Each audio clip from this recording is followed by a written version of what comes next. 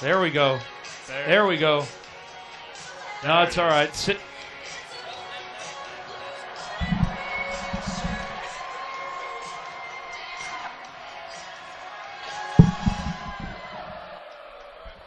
What's up? There we go.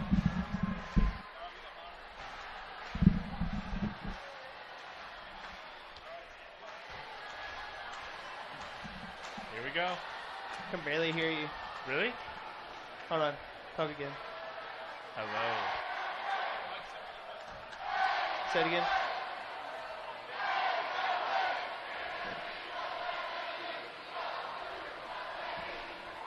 This is for your ear. This one up like that. Is that better? More? Yeah, that's. Clockwise goes.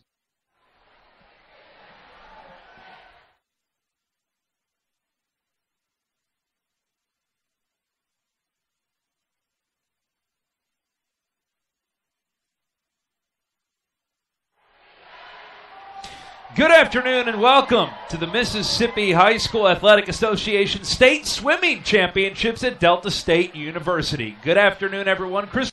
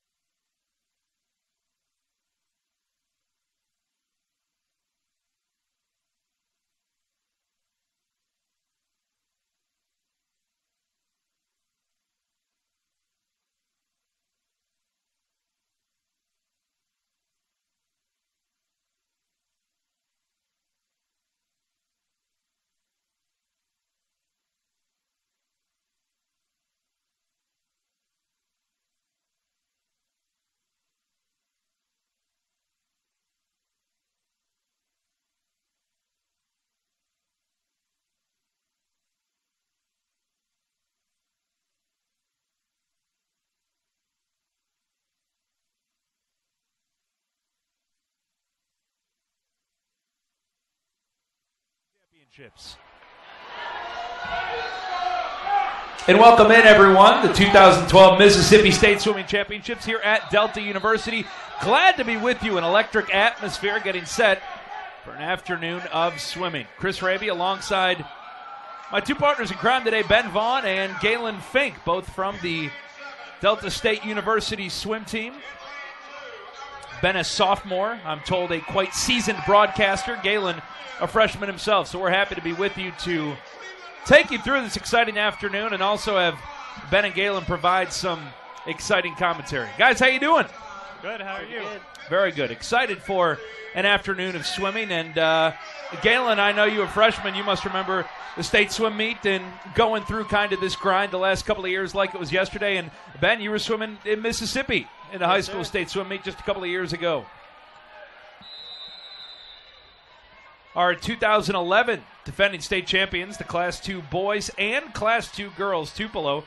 Class 1 boys, St. Aloysius. Class 1 girls, St. Andrews. We're going to get started right away with the girls' 200-yard medley relay, Class 1.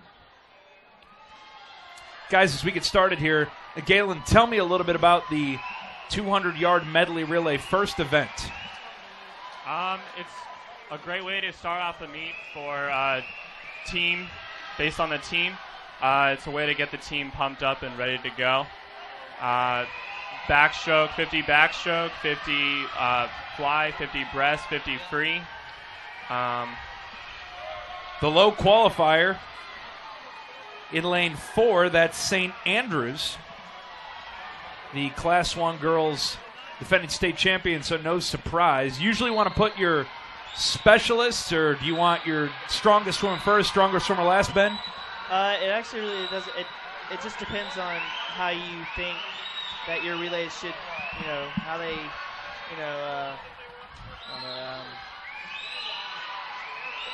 usually they put for medley relay, they usually have all 4 strong swimmers in each of those strokes. So, you got to have a good butterfly, good backstroke, good breaststroke, good freestyler. And so, it's different for the 200 freestyle meet relay. And you need to have a fast, strong first swimmer and a fast,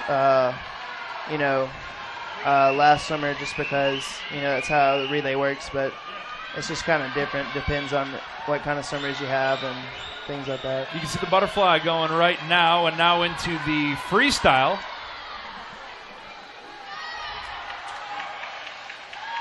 St. Andrews picking up right where they left off.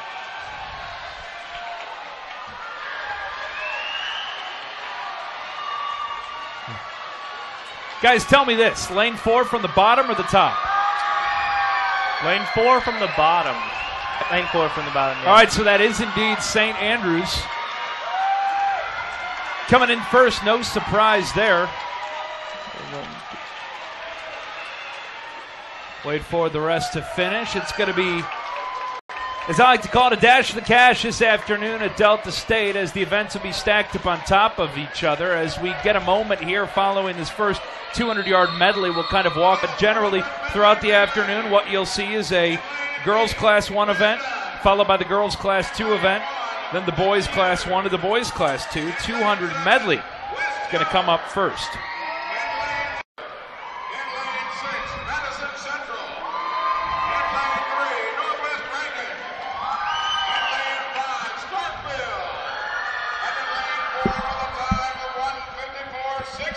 As we have here the Class 2 getting started. In lane 4, that is Tupelo. They were the low qualifiers, 154. Not a whole lot of difference between Tupelo and St. Andrews as far as the qualifying Class 1 to Class 2, but Tupelo boys and girls, your defending state champions. So get started right off the bat here. They're in lane 4, trying to kick off the afternoon and defending their state title.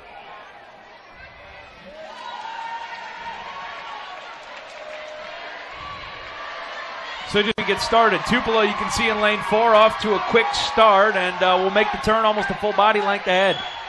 The flip turns are pretty much what makes or breaks it for a 50. So. And the start, she had a great start. Tupelo going to be first to the wall as They now have almost a half a pool length lead heading into the butterfly. What's usually the easiest stroke of the first three to, I guess if you have the best swimmers, take advantage of an early lead? It's kind of hard to say because you never know what's going to happen in a relay, really. Anything can happen. Another swimmer can catch up. It is a good thing to get as far ahead as you can. But Starkville now has made up quite a bit of that lead on Tupelo as you see them in lane. Probably about 2 body length lead headed down to the wall before the turn. And a very nice turn by Tupelo. Probably now about 3 body length lead headed into that last leg. Yeah, she's really far ahead. She's flying down the pool. How much of a lead is usually safe at the end of a relay heading into freestyle if you have a pretty strong team? Now that just depends on the freestyler, because if you're that far ahead and you have a last swimmer, if they're pumped up, you can cut almost a half a second to a whole second. Well, here comes Tupelo. It's going to be about half a pool. State champions in Class 2 on the boys and girls side will comfortably win this. Starkville's going to finish second. Finishing third going to be Northwest Rankin down in lane 3. They cut some time from this morning also. Wow, pretty good amount too. Tupelo 151. Starkville 157. 2 minutes about even for Northwest Rankin. And 151, that is quick. 3 seconds faster than earlier today in the semifinals, guys.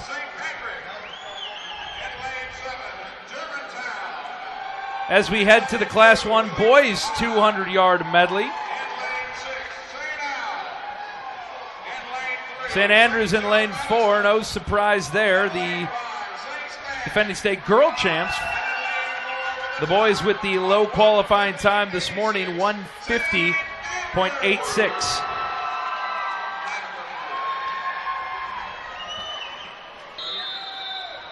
So the boys now will go as they hop into the water to get ready again. 150. Generally, what do you see between the prelims and the finals? A couple of seconds, 2, 3, 4 seconds in a good race if you swim the kind of race that you want to? Most of the time, yeah. You will see a big difference, or maybe even just a little difference, but there's usually a big difference between prelims and finals. You'll see maybe 4 seconds or more, I'd say, on relays. Lane 2, we have Cleveland High School getting out to a quick start, neck and neck with St. Andrews up in lane 4. Down in lane 1, we have St. Patrick Catholic. As they come to the wall, finish off the first leg.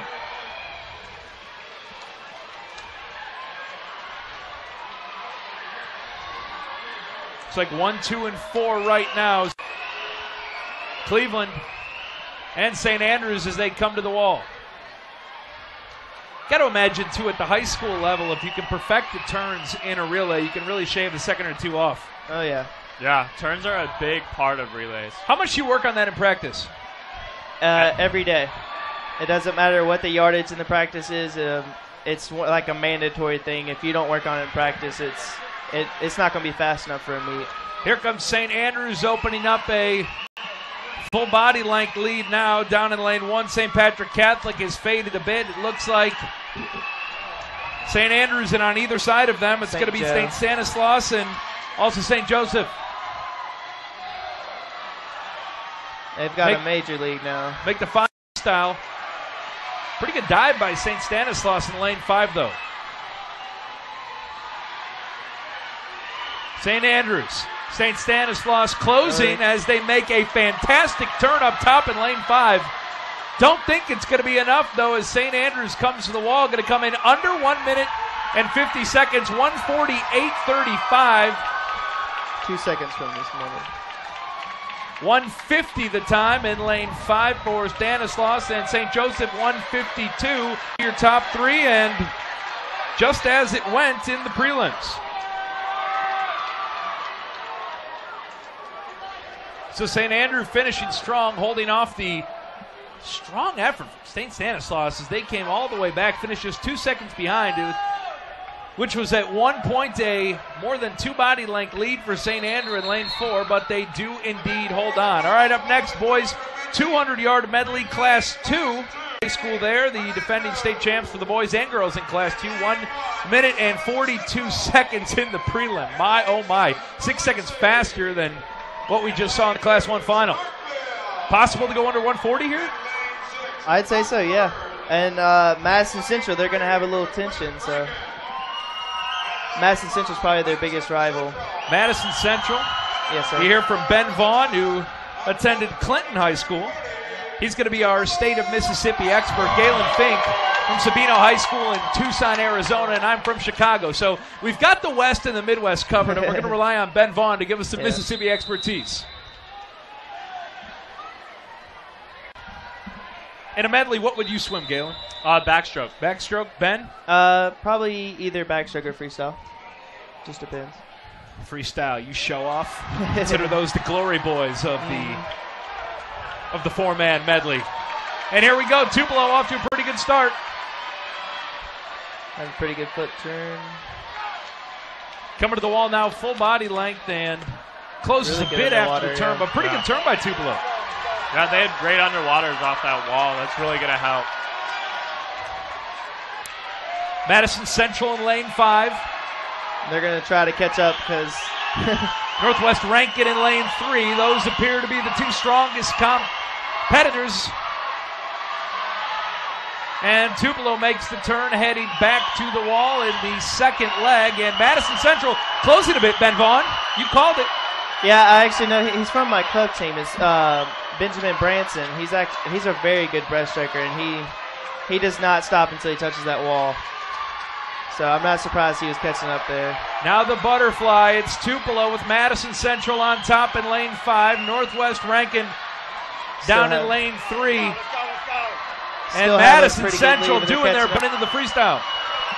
What kind of deficit is manageable going into the freestyle coming out of the butterfly in a relay like this?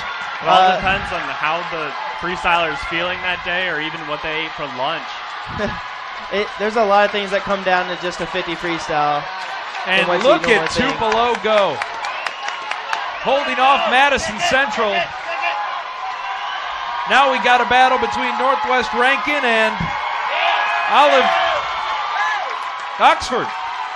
So Tupelo comes to the wall first. Their time's not up yet. Madison Central second. Then it was Northwest Rankin and Oxford fighting for third. We'll see when they get the times up. But Tupelo picking up right where they left. So there we go. The 200-yard medley relay in the books. You guys are right. That is an exciting way to start the meet and kind of get everyone into it. It's a way to get their whole team hearts pumping and everything for a good meet. So we're going to do the medal ceremony now for all 4 of those races. Again, the 200-yard medley relay, and coming up next, we will have the 200-yard individual medley, girls and boys. And I would imagine that if you swim the 200-yard medley relay, what would be the next reasonable event that one of those competitors would swim in next? Because that was a dash. That was all out.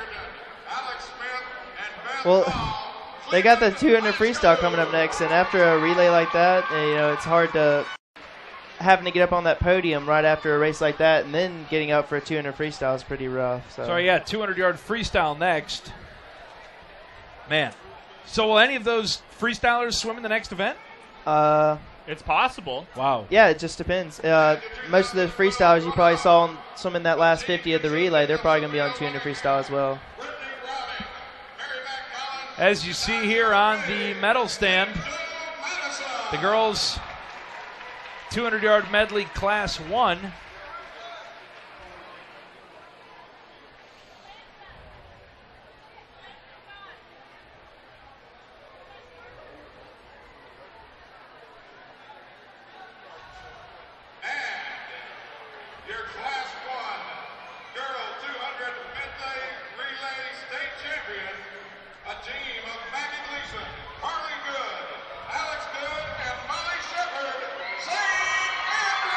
And St. Andrews, the defending Class 1 girls champions, take their spots atop the medal stand after winning the 200-yard medley relay in Class 1.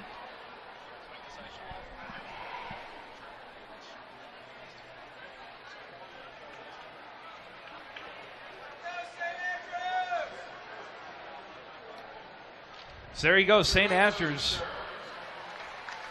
picking up right where they left off and taking home that 200-yard medley relay for the Class 1 girls. Your girls 200 medley relay Class 2 awards.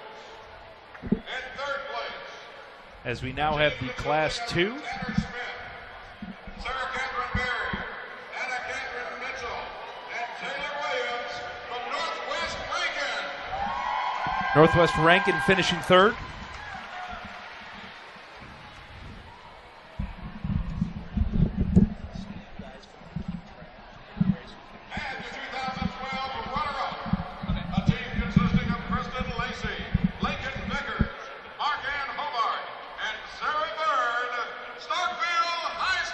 Starkville High School finishing second. And again, no surprise as the stronger advancing so far through Class 1 and Class 2.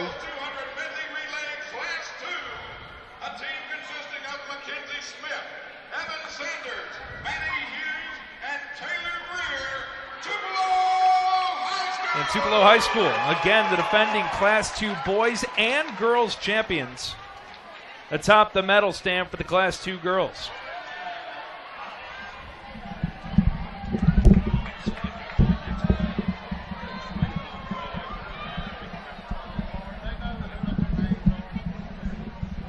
So far we've had pretty much all chalk for the most part, as the top three qualifiers for the Class 1 and 2 girls in the 200-yard medley relay ended up on top of that medal stand. No real surprise as far as the boys. It was St. Andrews and Tupelo, both winning their respective heats after qualifying with the fastest times in the prelims. I can imagine that you want to be out here trying to root everyone on and stuff. In an environment like this, guys, how hard is it to really not get swept up in what's going on and focus, do your preparation as if it's a normal meet, getting ready to swim? I mean, there's a lot of things we do to get pumped up for a race and trying to focus on what we're about to do. And most swimmers just listen to music. They'll put headphones on and all kinds of things, and just a way to get ready. UC Stanislaus finishing second in that 200-yard medley relay. Had a very, very strong freestyle from their anchor to secure that. And again, no surprise.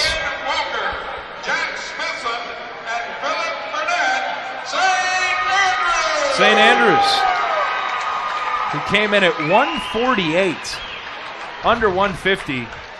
Top the medal stand, the top boys finishers for the Class medley relay. We go now to the medal stand for the 200-yard medley relay in Class 2. This was the battle between Madison Central and Tupelo. Tupelo holding off Madison Central. Then the Northwest Rankin Oxford battle for third.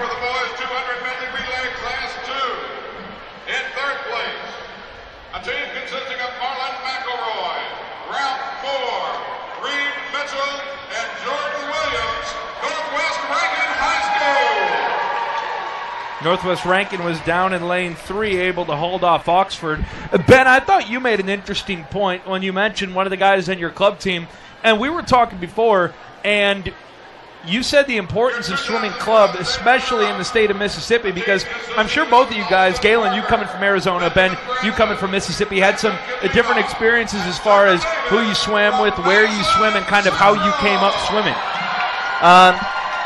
Well, usually in Mississippi, there's not a lot of people started out swimming in high school. There wasn't a lot of high school swim teams, and then it started rising up because more people just started seeing it. Swimming's become such a a visual sport because it's starting to be, shown on TV and things like that, and a lot more people have started to. I can imagine Mississippi, yeah. I can imagine almost like golf as we see Madison Central finishing second, and Tupelo, the boys, will take their spots atop the medal stand. I can imagine, Galen, that it has to be almost, with guys your age in college, my age right now, mid-20s, late teens, high school right now, almost like the emergence of golf and Tiger Woods. Maybe that's what Michael Phelps, some of the younger, more marketable swimmers have done in terms of making swimming more popular for young athletes. And, I mean, the past couple of years with all the, visual effects and all the things that you see at the Olympics, like underwater cameras and all that kind of things, it just made swimming more visual, and more people started watching it because they can see what happens under the water, everything. You see more swimmers with endorsement deals now, around pop culture, on commercials. Ryan Lochte making cameos on a bunch of shows last week. Talk of hosting Saturday Night Live, which Michael Phelps did, stuff like that. It's all got to contribute to the emergence, I guess, of the sport. Yeah, it definitely helps that Michael Phelps is one of the most decorated Olympians in history. It helps get swimming out there. All right, as we move now to the 200-yard freestyle. This will be 8 lengths back and forth, 25 yards each way, and I would imagine that in a race like this, tempting to get off the blocks quickly, as you see Alex Good there from St. Andrews, the top time of just a hair under 2 minutes. She's in lane 4. Still about pace, though. Yeah, the 200's considered a long sprint. And long sprint, it is all out as fast as you can go, and you have to be able to hold that last 100. It's a pretty crazy event. Manuela Portilla of Cleveland High School also completing the prelims in under 2 minutes. She will be just above Alex Good in lane 5. Then the other two reasonable competitors to get onto the medal stand, Emily Mansour in lane 3 from St. Joseph Catholic Greenville, and also Mary Shannon Lang completed the prelims, both of them at about 2:05. From Hartfield Academy, she'll be in lane 6. So here we go, the girls 200-yard freestyle class 1 on the blocks.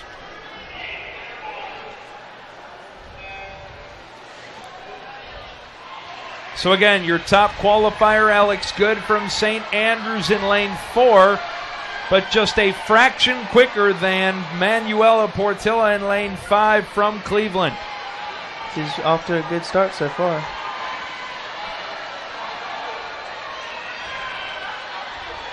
This will be 8 lengths, and they're a quarter of the way there as they make their second turn.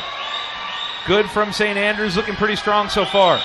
Now, if you're in one of those positions in lane 3, 5, or 6, you can kind of see what's happening. You just kind of hang back and figure out when to make your move eventually. Yeah, but sometimes it's hard for them because if you don't go out fast enough on the first 100 of the 200, it's kind of hard to come back from that. It just all depends. It's just... Good now opening up a pretty big lead, and we have a pretty tight race for second on either side of her in lanes 3, 5, and 6.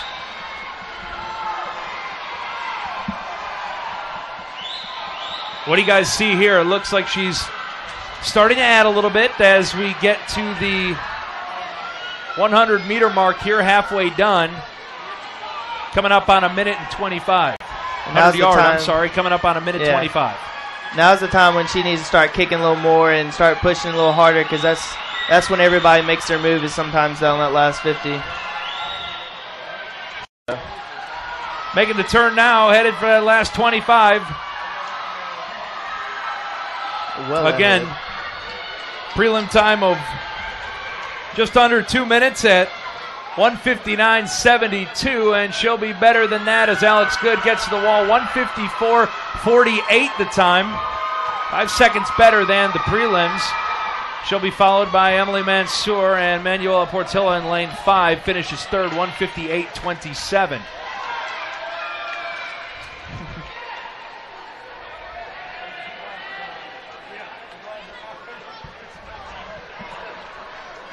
Pretty impressive there.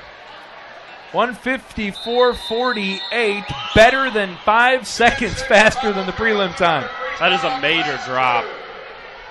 I could definitely say she would probably place in the college meet. In lane 1, Angie Harry. In lane 7, And next we have the Class 2 200-yard freestyle. Your top qualifier, Dora Chen, 2 minutes and 4 seconds. Dora, one of a couple of swimmers from Oxford who qualified very, very fast. Marta Burwell as well from Oxford, qualifying in 2:07 and 8/10. Also from Northwest Rankin, A.K. Mitchell, 2:05.76. So keep your eyes on lanes 4, 5, and 6.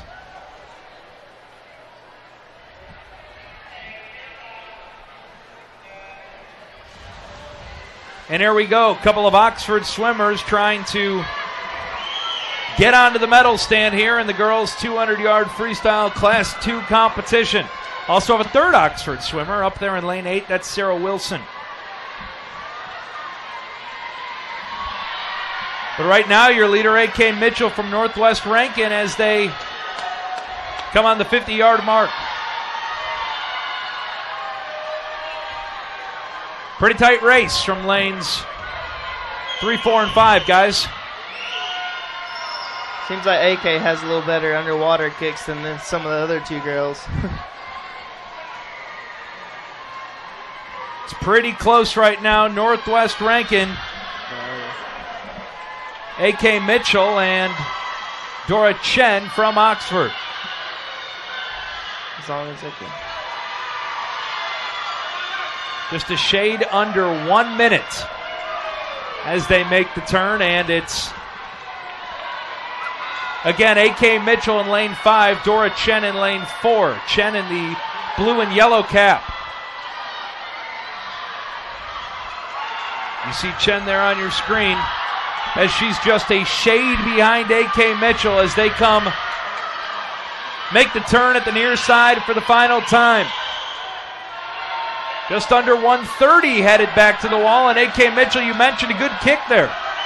You can see a difference between lane 4 and lane 5 just from the kicks off the wall. It'll get you farther ahead than somebody else, you know. Final time now headed down to the wall. A.K. Mitchell leading Dora Chen, and in lane 3, it's Chen's teammate Marta Burwell. It's going to be A.K. Mitchell to the wall first under 2 minutes at 1:59.34. Dora Chen finishing second at 2:04.43. Her teammate Marta Burwell third, 2:07 the time.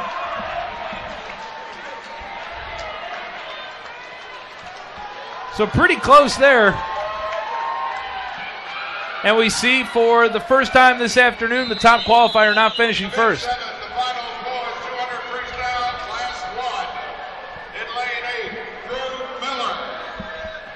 The teammates finishing second and third, but it wasn't really close down the stretch there. 5 seconds difference.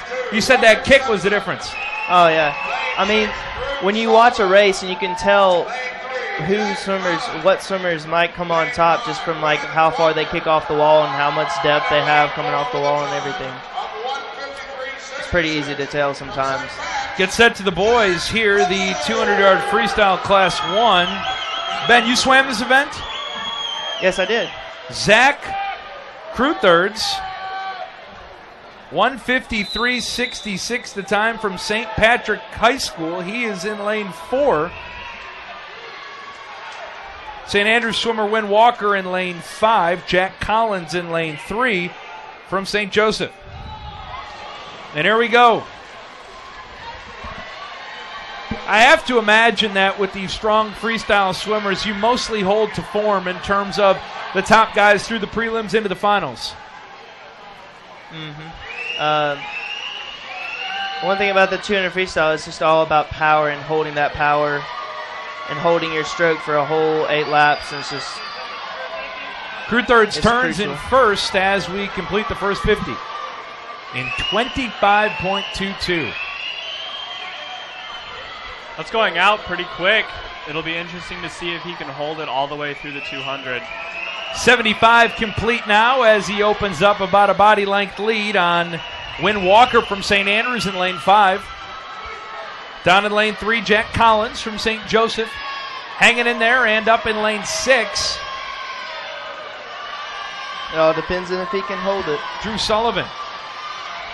Looks like he's going to hold it as we come down to the wall, and another good turn. Seems like he's very comfortable making those turns. Back to the wall for the final time in 1 minute and 21 seconds for Crew Thirds as he now has opened up a substantial lead. Yeah, he had a really good third 50 of that 200 free. Normally swimmers having a lot of problems holding their pace for that third 50. He did a really good job of staying on top of it and not slowing down. It's going to be Crew Thirds. Win Walker makes the turn in second, and down in lane 3, Jack Collins in third. Crew Thirds comes to the wall. How about this? 1:48.65, better than 5 seconds off his prelim time. Win Walker 1:55.94, and Jack Collins indeed finishing third. Not a bad race for a 200.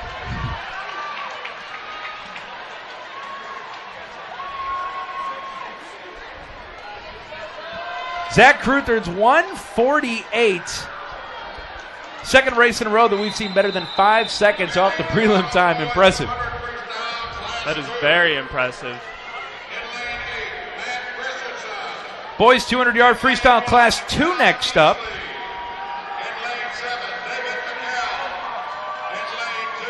There's your top qualifier, Jackson Kojima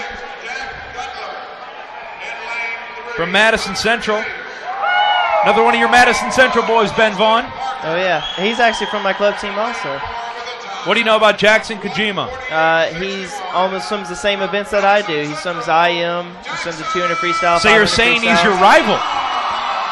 I guess, I don't know if you say rival, but. Austin Parker in lane 5. He had the second quickest qualifying time. Then Connor Chase from Tupelo High School in lane 3. The Class 2 boys 200-yard freestyle. Should see some very quick times here as Kojima was under 1:49 in the prelims. So it's Kojima in lane 4. From Madison Central, they turn the first 25. So far, pretty close. I wouldn't be surprised if we see some 1:45 or faster on these 200s. Kojima now makes the turn after 50. Slight lead over both Austin Parker and Connor Chase on either side of him. 75 yards down as Kojima turns. Looks like in lane 5, Austin Parker trying to hang on. What's the most important thing from about 100 until 150? The turn. If you don't have a good turn, then you lose all that momentum, and it's just harder to push yourself and keep up with the person who's ahead. And Kojima turns at the 125 mark. Great turn, though, from Austin Parker in 5.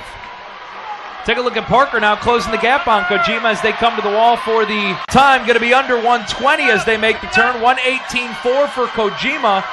Parker at 125. Connor Chase down in lane 3 trying to hold on to third.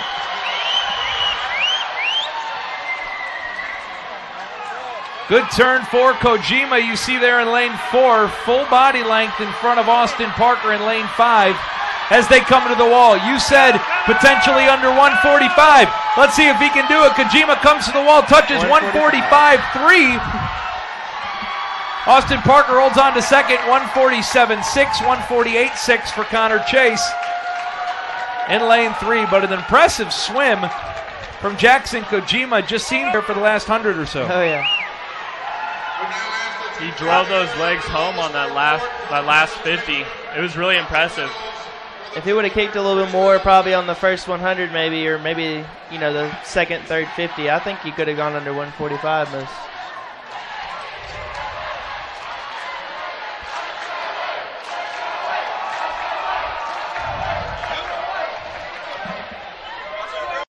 the 200-yard freestyle, girls and boys, Class 1 and 2. As we head to the medal stand there, you see Kojima, the club teammate of Ben Vaughn, getting some congratulations there after he finished at 145.3. My, oh my. Good swim there for Kojima, and again, didn't even really seem to need to work too hard down the stretch. No. I don't want to call the man lazy or anything, but no, yeah. you see the girls from Class 1 getting their medals. That's Manuel. Second was Emily Mansour, and Alex Good from St. Andrews climbs aboard the podium, your 200-yard freestyle Class 1 champion from St. Andrews.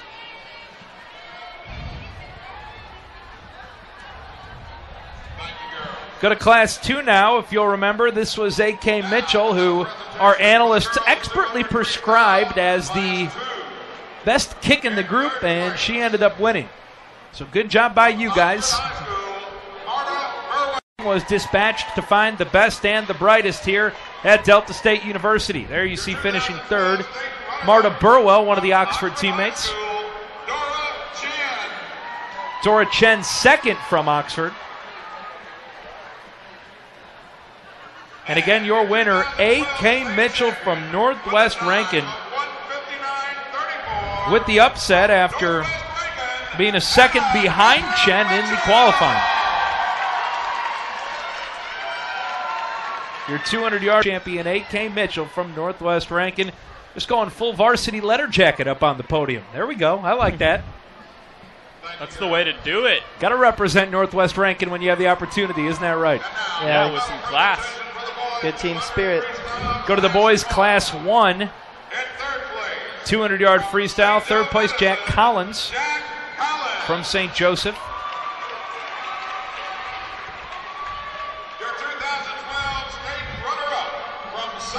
Second place, Wynn Walker. And Zach Kruth, you see them climb above the medal stand. Now, I was looking for high school credentials, and looking at your bios, fellas, on the Delta State pages, I found some times and some records for old Ben Vaughn. Swimming in Clinton High School, he claimed the 200 IM Mississippi State High School Championship in 2011 while setting the state record. We're going to cheer for that record to stand today. Galen couldn't find anything on you, though. Sabino High School in Arizona keeping a tight lid on those records? Yeah. I like to keep my fame on the down low. Class 2, 200-yard freestyle. Connor Chase finishing third, Austin Parker finishing second, Jackson Kojima finishing first. Galen, in Arizona, combination of the swimming for your high school, swimming for club, is it just depend on the season, or is it more club-oriented like Ben said it is here in Mississippi? In Arizona, it's definitely more club-oriented. A lot of my friends and fellow high school swimmers, we would practice with our club teams every day except for the day we had a swim meet with our high school team. There you see Jackson Kojima, the Class 2 champion, as the winners pose on the podium. Pretty good showing so far for Madison Central on the boys' side of things in Class 2. And we move on to the girls' 200-yard IM Class 1. So this is your event, Ben Vaughn. It 200 is. IM. It is. Tell us about the 200 IM. What's important individually in that 200-yard IM? Mostly just keeping, it's different, changing in between, or 4 different strokes, really. It's just having good exchanges. And Carly Good from St. Andrews there, 2:16.68 in the prelim. And it's all about exchanges in between the strokes and just maintaining a good stroke in each one, and bringing it home in the freestyle, really. I'm going to go out on a limb and say that Carly Good from St. Andrews could be related to Alex Good from St. Andrews, who took home the 200-yard freestyle for the girls earlier, and that is a good swimming family. They are twin sisters. Am I right? Sisters. They're twins. Yes. That is a good set of twins. I'm here all day, guys. So here we go, the girls' 200-yard IM individual in Class 1. Couple of St. Andrews swimmers looking to get onto the podium. Molly Shepard in lane 3. Also, Shelby Cox is up on lane 5. Keep an eye on her from Cleveland High School.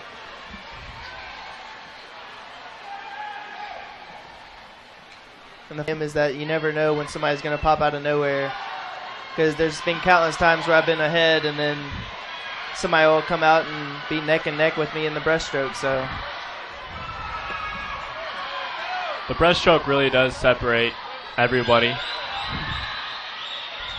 Coming down now into the backstroke, so we switch up the order in the individual IM from the team IM. Why is that?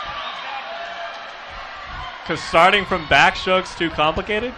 Okay, so we go breast, back, butterfly, freestyle? Butter, and back, breast free. Oh, okay. Because you can't really medley. dive in. Ah, okay, there you go. Yeah. Can't really dive in for backstroke, so. But in the team event, that's considered no problem. Yeah. Yeah. Makes sense.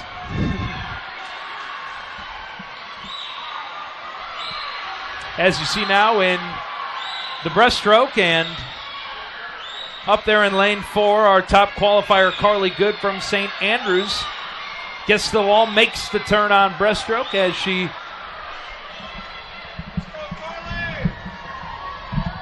has about a 1 body length lead.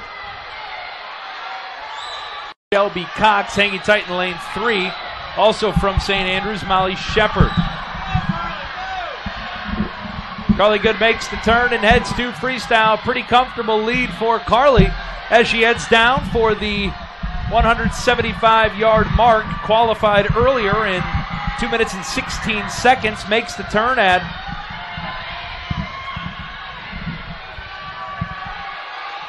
pretty good pace. Heads back to the wall. Carly Good going to be followed by Shelby Cox in lane 5.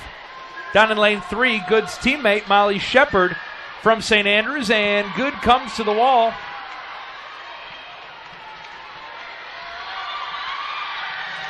It will indeed be Cox finishing second and Molly Shepard finishing third.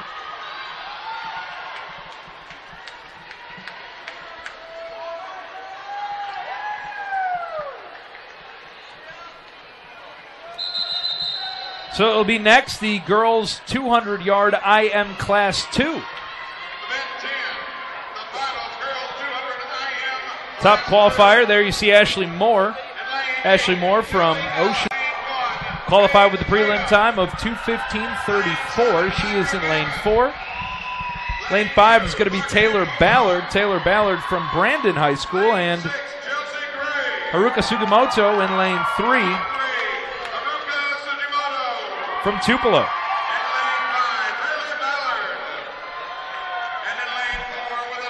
Ashley Moore 2 seconds better than Ballard in the qualifying and 5 seconds better than Sugimoto.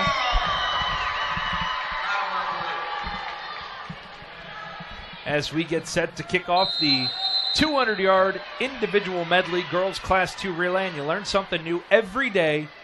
You start with the backstroke in the team,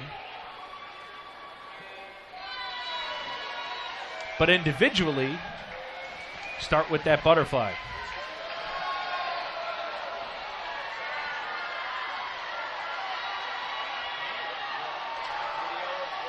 Pleasure to welcome Don Hinton in, the Executive Director of Mississippi High School Athletics. Don, how you doing? Thanks for being with us for a couple of minutes. Doing great, Chris.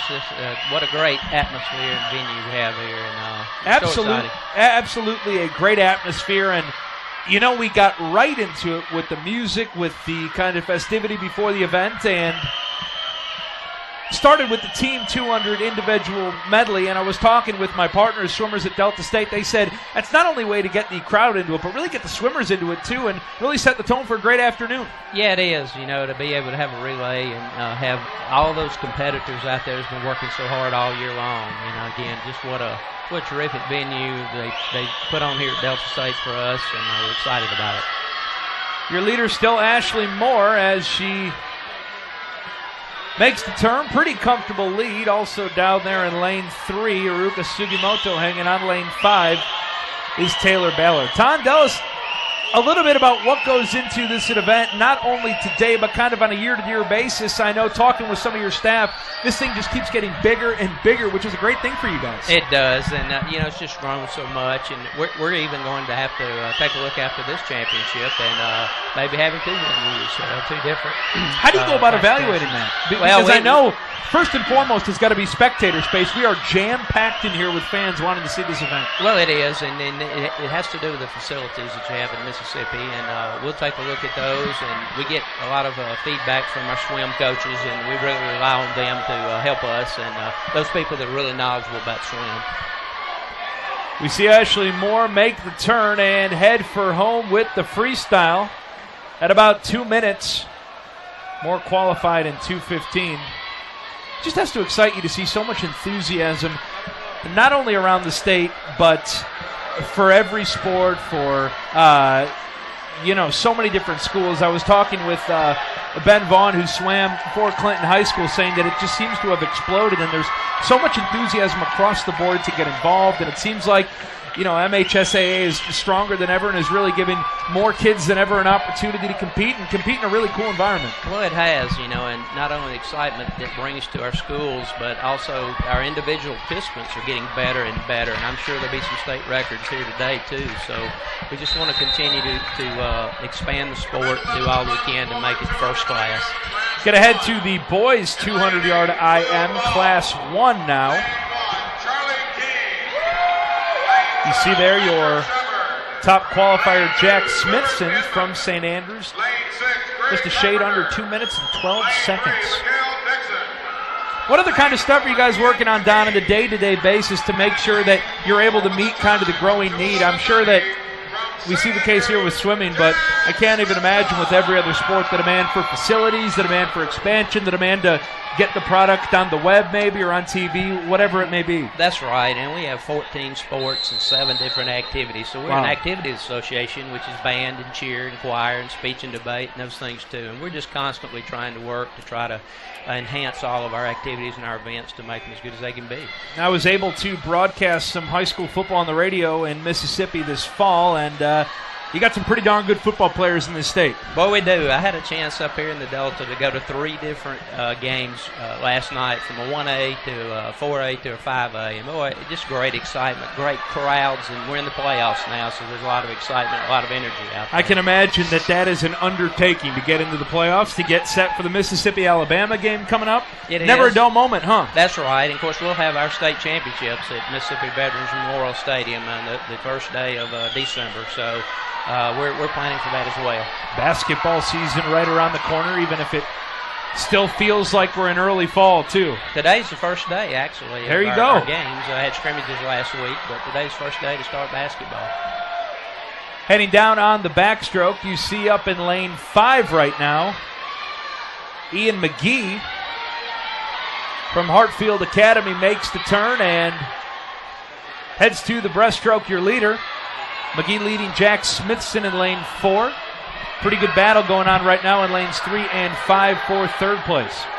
It's great, too, Chris, to be able to have Play on Sports to stream these events. I know we have grandmothers and grandfathers all across this country and relatives that have an opportunity to watch these young people compete here today. Well, and I'd like to give, I'm sure, my parents a very special shout-out, who are giant Mississippi State high school swimming fans right now up in Chicago. So cool that you can see this anywhere that, like you said, grandparents around the country, around the world, really. If anyone wants to get a hold of the product, you guys are putting this on display and showing off how good of a job you've done. Well, that's right. And again, just another way to make our events better and enhance it for our athletes. We feel like when they come to a state championship event, it should be one of the top 5 experiences of a lifetime, and that's what we want to try to do. Well, certainly top experience right now in lane 5 for Ian McGee as he's closing in on the freestyle. Going to take home the state championship, 2:06.62. Jack Smithson, 2:07.91 in second. Mikhail Dixon down in lane 3 finishes third. Don Hinton, the executive director of the MHSAA. Don, thank you so much for stopping by for a couple of minutes, and keep up the good work. We certainly enjoy it. Thank you, Chris. I appreciate it. Thank That's Don Hinton taking a couple of minutes to stop by, and that is Ian McGee in lane 5, who is your state champ.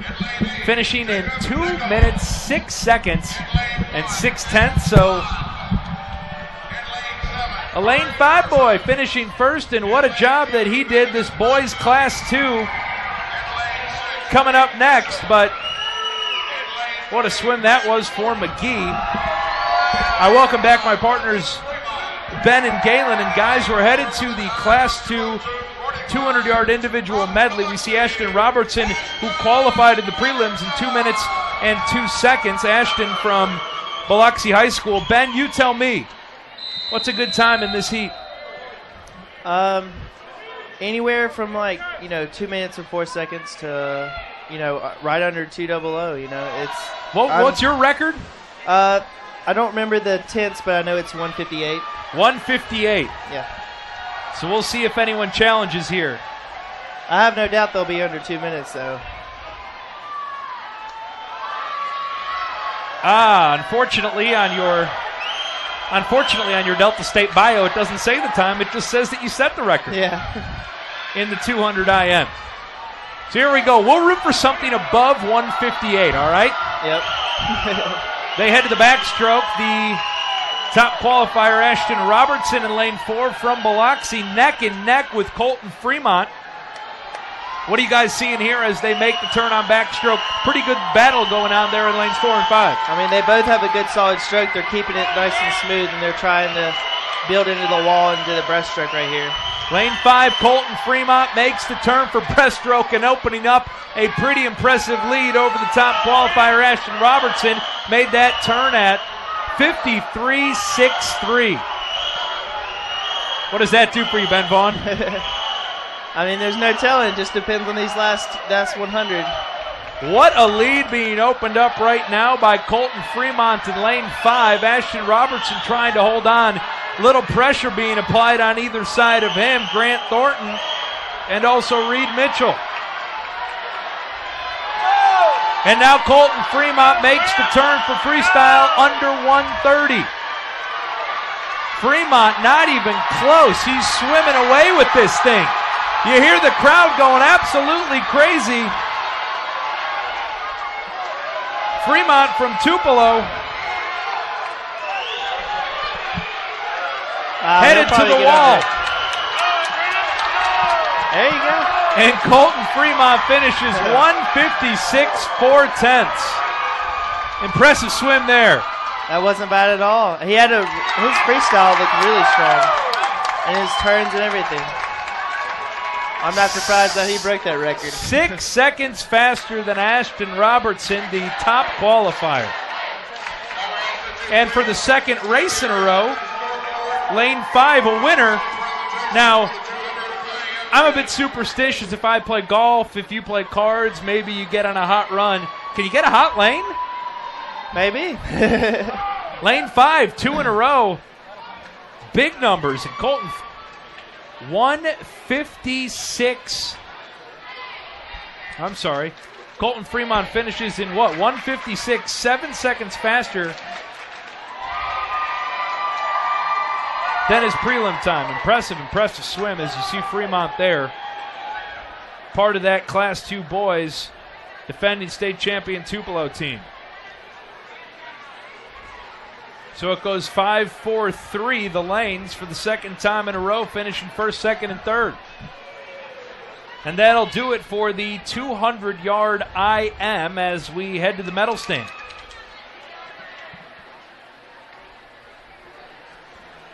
We'll take a quick break, come back, hand out some medals, and get you set for the 50-yard freestyle. Truly a dash. You're watching the Mississippi High School Athletic Association State Swimming Championships from Delta State University.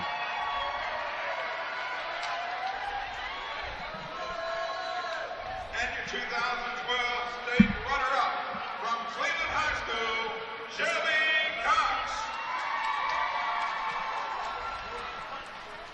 And your 2012 state champion with a time of 2:12.45 from St. Andrews, Harley Good. So there you see Carly Good from St. Andrews, your 200-yard IM Class 1 state champion. Her twin sister, Alex Good, took home the 200-yard freestyle earlier. Thank you, girls.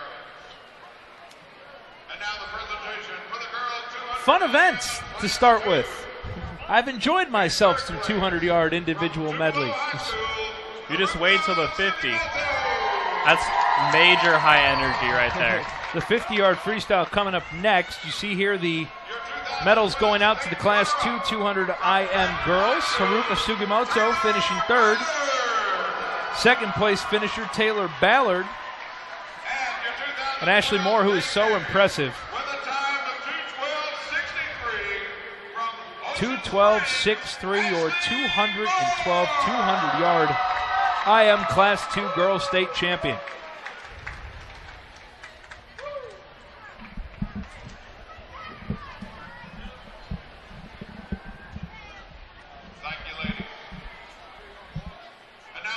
So much camaraderie between the ladies. You don't really see that with the fellas. No, not really. No.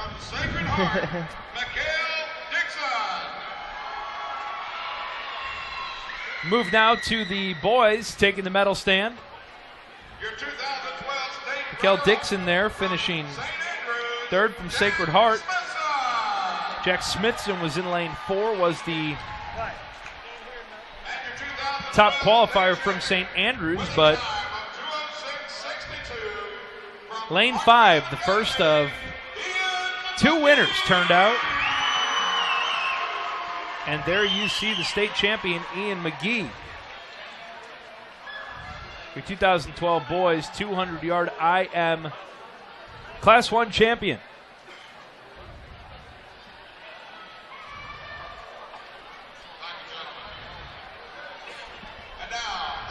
You know, an idea that I think they could adopt, and I will take full credit for it. You know, in the Olympics, they play the national anthem of the gold medal winner. Maybe play the high school fight song. That's all I'm saying. That'd be cool. Maybe like you get to choose your walk-up music. Maybe they get to choose a little 10-second clip to be played. Boys Class 2 200-yard IM. There's your third place finisher, Grant Thornton. From Tupelo High School, the defending champions for both the boys and the girls. There's your top qualifier, Ashton Robertson, but my, oh my, no one even close to your champion, Colton Fremont,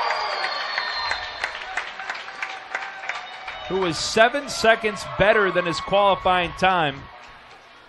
You see Colton there. He takes home the state title for the boys, 200-yard IM in Class 2.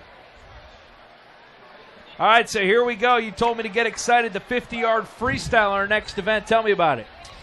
It's a really fast race, just down and back. No breathing is probably the way you want to go for it. High stroke rate, lots of kick, fast turns. See your girls 50-yard Class 1.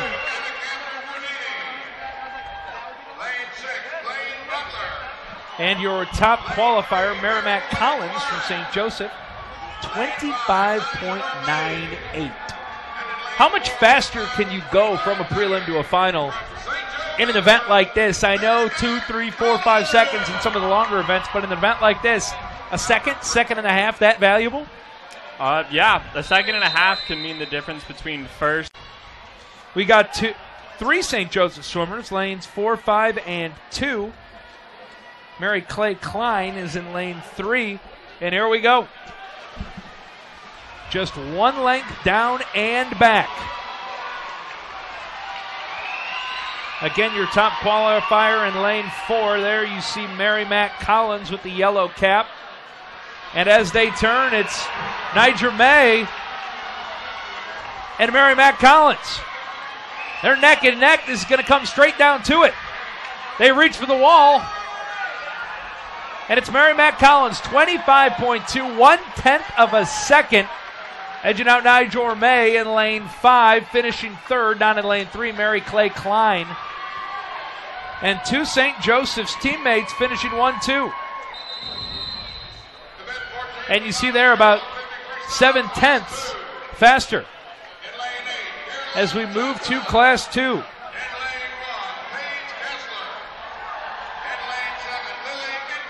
You see there your top qualifier, Bailey Scott. Scott from Tupelo High School, qualifying with a time of 24.6.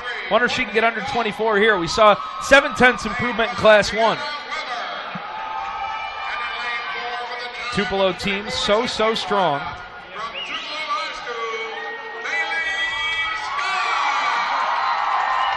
24.61 the qualifying time. Also keep an eye on Kajana Weber in lane 5, Courtney Goff in lane 4. Both of them about a half a second to a second slower than Scott in lane 4. A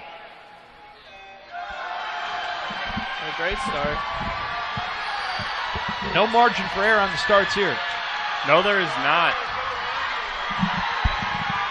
No margin for error on the start as Scott makes the turn, headed back to the wall.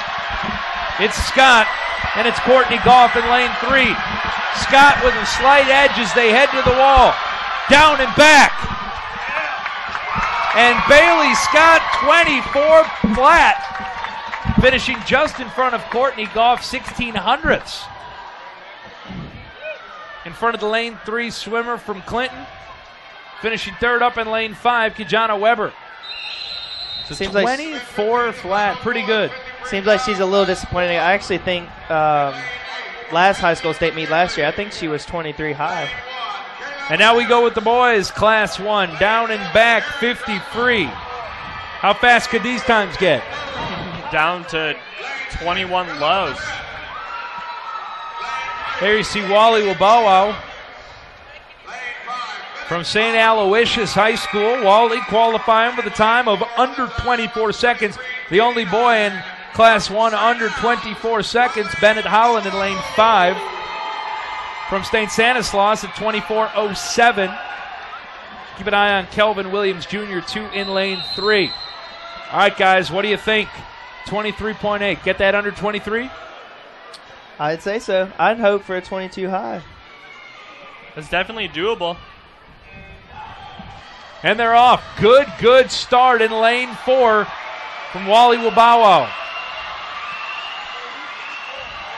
He's out fast. What a turn. That was a great turn. His stroke rate's really high. He's riding high in the water. Great kick. No breath into the flags. And not even any drama whatsoever. 22:07. I was mistaken. He almost went 21. Almost 2 seconds improvement. Yeah. Second was Michael Ray up in lane 5, followed by Marlon McElroy.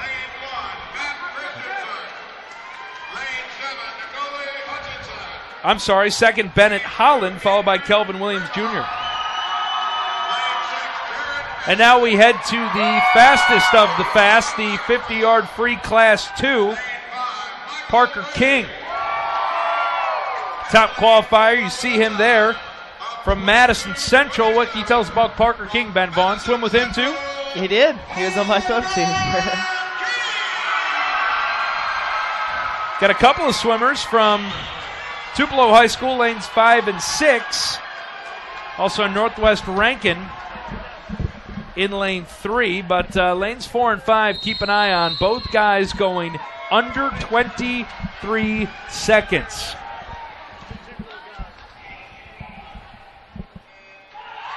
Parker King is in lane 4, that blue cap with the orange MC. Just under him is Marlon McElroy.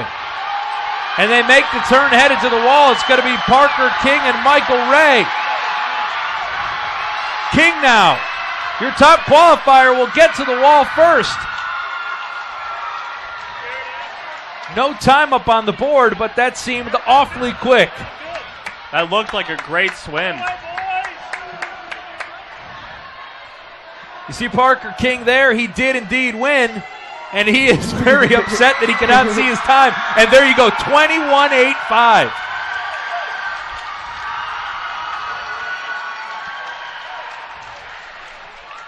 We'll be back on the medal stand for the girls and boys 50-yard freestyle. It's the Mississippi State Swimming Championships at Delta State University.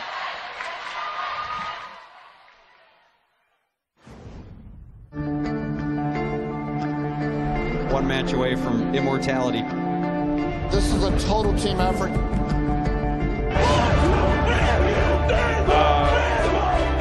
going to come at you. One shot. The first one went 5-4. No, first one went 4-5-3.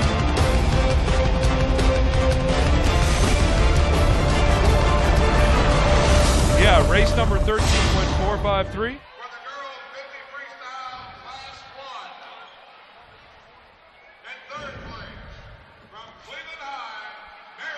And welcome back as we head to the podium for the girls 50-yard freestyle class 1. That is Mary Clay Klein finishing third. Niger May finished second.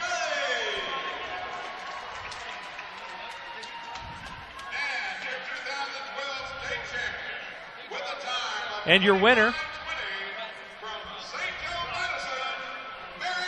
Mary Mack Collins. So the St. Joe Madison swimmers finishing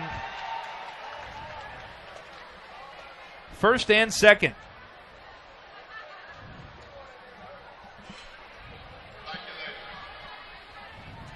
And now the medal presentation for the girls 50 freestyle class 2.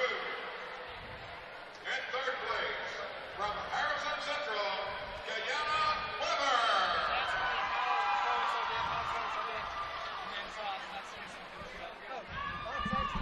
Your 2012 state runner-up from Clinton High School. And as you see the Class 2 winners, Jonna Weber there third, second, Courtney Goff. And your 2012 state champion with a time of 24:04 from Tupelo High School, Bailey Scott. And there you see Bailey Scott, the 50-yard freestyle Class 2 champion from Tupelo High School. What a swim by Bailey Scott, although you said she was a little disappointed with her time, which I saw nothing to be disappointed about. State champion from Tupelo High School. We'll move now to the medal stand for the boys. And the presentation for the boys 50 freestyle. Coming up next, we will have the 100-yard butterfly, girls and boys. High School, KJ Williams. You see Kelvin Williams Jr. there, KJ Williams, who finished third in that 50-yard freestyle for the boys Class 1.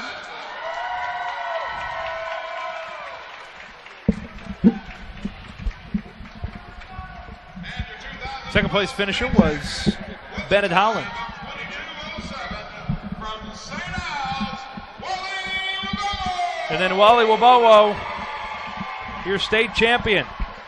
The boys 50-yard free Class 1. What a swim he had. From St. Aloysius High School. Thank you, gentlemen. And now the presentation for the boys 50 freestyle. Got to say, they moved this thing right along. This is seamless so far. From Northwest Rankin, Marlon McElroy. When you get to the state level, where you have the likes of a Galen Fink, and I expect nothing less. There you see your boys 50-yard freestyle Class 2 champions. Marlon McElroy third, Michael Ray second, and one of Ben Vaughn's former club teammates, who came in at 21.85 seconds, Parker King. There you see Parker, your 50-yard free Class 2 champion.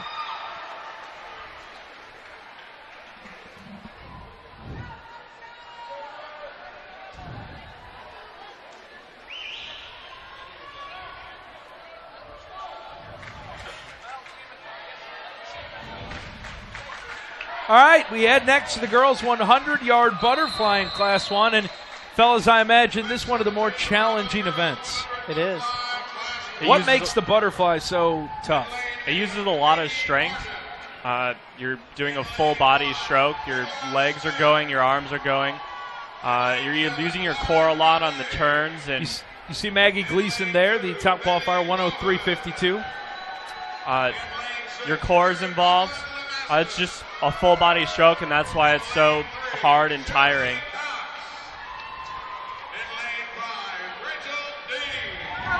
So 103.52, Rachel Dees in lane 5. Keep an eye on her. Rachel from Ripley High School. She was just 2/100ths of a second behind the top qualifier, Maggie Gleason. About a second and a half behind Shelby Cox in lane 3, who already competed and took second in the girls' 200-yard IM earlier. So those are your lanes to look out for, 4, 5, and then 3. And here we go, the 200-yard butterfly. And I imagine for a race as strenuous as this, getting the starts, getting the turns, maybe conserving some energy more important than ever. It is. Butterfly. 200 would be wildly excessive.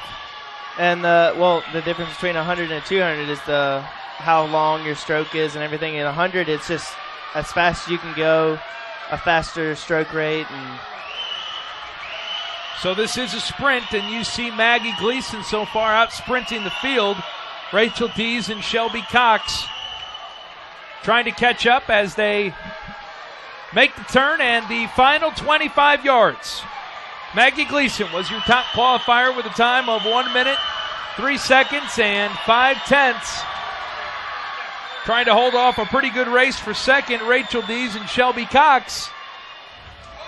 Gleason into the wall first, second, Shelby Cox. Rachel D. Cox picks up her second place individual event of the afternoon. Maggie Gleason, state championship, just a hair over 1 minute. Awfully impressive there, 2.5 second improvement, more than that for Maggie Gleason in lane 4 from St. Andrews. Headed to class 2 now, and her top qualifier at a time that was just a shade under what Maggie Gleason just completed in. And there you see her. Chris Roberts from Tupelo High School will be swimming in lane 4. 1 minute, 6/10. Awfully impressive for a prelim time. That is very impressive. 3 seconds better than Ashley Moore in lane 5. And your girl A.K. Mitchell with the strong kick, who's down in lane 3. Mitchell and Moore both already onto the medal stand earlier today. You saw A.K. Mitchell winning the 200-yard freestyle. And you saw Ashley Moore earlier winning the 200-yard IM. That kick that she has will help her out a lot in this race. If you're a strong butterflyer, is there usually a strong secondary event that you have in common, or is there usually a strong first event that most butterflyers have in common? Is there any correlation? I guess you could kind of take that into the IM, like IM, but butterfly being the most challenging? Mm-hmm. So you see a pretty good race so far between Chris Roberts and Ashley Moore in lanes 4 and 5. Roberts was the top qualifier by a pretty healthy margin, and she turns just a hair in front of Ashley Moore, headed to the 75-yard mark. There and back, there and back. That last turn's key, too. And here is the last turn with Chris Roberts, small lead over Ashley Moore, but Moore gets a good turn. Roberts, 1 minute and 6/10 in prelims, holding off Ashley Moore. Final push, Roberts will get to the wall first in 57 seconds and 3/10. Ashley Moore second, 58.3. And A.K. Mitchell finishes third in just under 1 minute and 1 second. Awfully impressive two-girl race there down the stretch.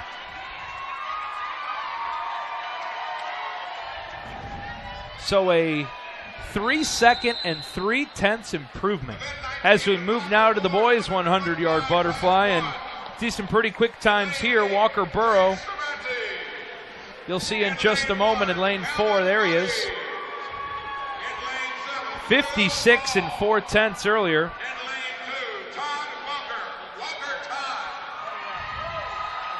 I wouldn't be 3 guys under 1 minute in the prelims. I wouldn't be surprised to see something from Ian McGee again. Ian McGee in lane 3 had such a 200, I think. Strong closing earlier in the 200 and ended up winning up in lane 5 that IM. So we'll see if the strong butterfly translates. Jack Smithson as well down in lane 5, and KJ Williams We've got 4 guys who have already been on the medal stand today as the boys' 100-yard butterfly for Class 1 gets underway. There you see your top qualifier, Walker Burrow. Pretty good start.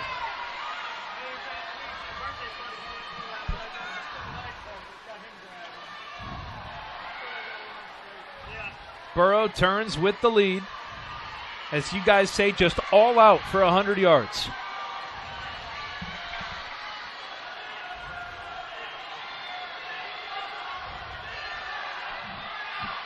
Pretty good turn there as Burrow about a half a length in front of Jack Smithson. Ian McGee holding on down in lane 3. What's important over the last 25? To just hold the stroke rate.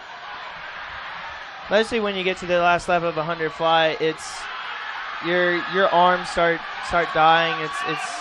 It's really rough, so he's just holding that rate until you get to the wall. Walker Burrow from St. Joseph Catholic gets to the wall first, 55.45. Half a second in front of Jack Smithson, who finishes second. And Ian McGee, third at 57. So 3 guys under 57.5, and 3 familiar faces will be headed to the medal stand.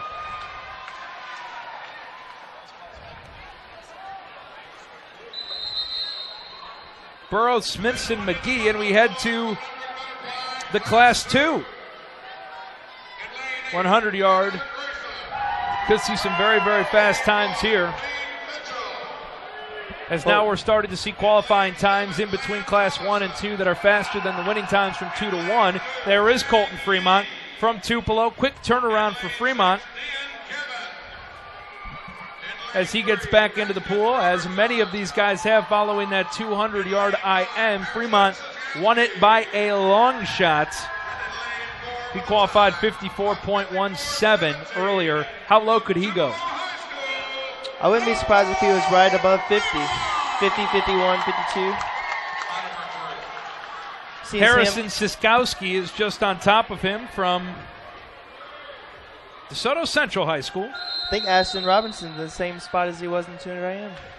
So here we go. Maybe it'll be another battle between Fremont and Robertson. Revenge perhaps on the mind of Robertson, as Fremont got him earlier after Robertson had that top spot. Fremont getting nearly 2/3 of the way down the pool before taking his first stroke. How common is that?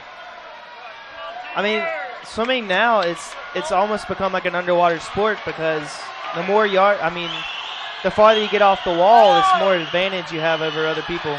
Revenge in mind of Ashton Robertson as he turns and is neck and neck with Colton Fremont. What do you guys see here headed into the 75-yard mark? I think Colton still has a better turnover, especially his kick off the wall. Fremont does turn with the lead. Robertson fading a bit. Lane 5, Harrison Sitkowski fighting with Robertson for second. Fremont holding on.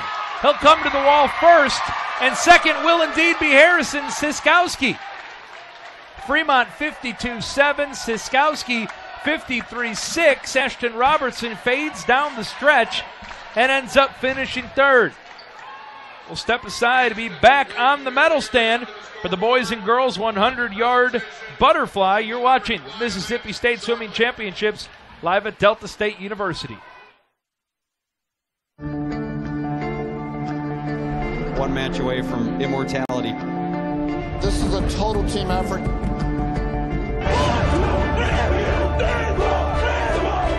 We're gonna come at you. One shot at this.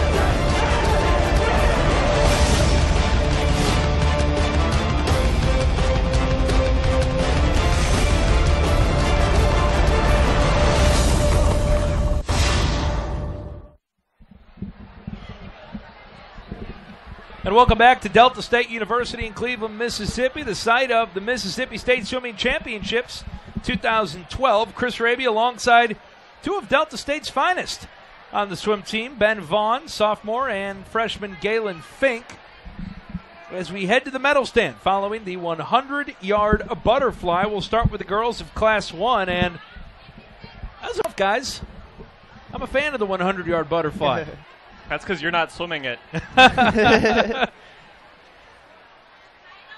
Certainly appears to be the most physical taxi, but you guys said, despite that, it's still basically a sprint, and that's why I think we saw a couple of lead changes, especially from second and third place in that final 25 yards.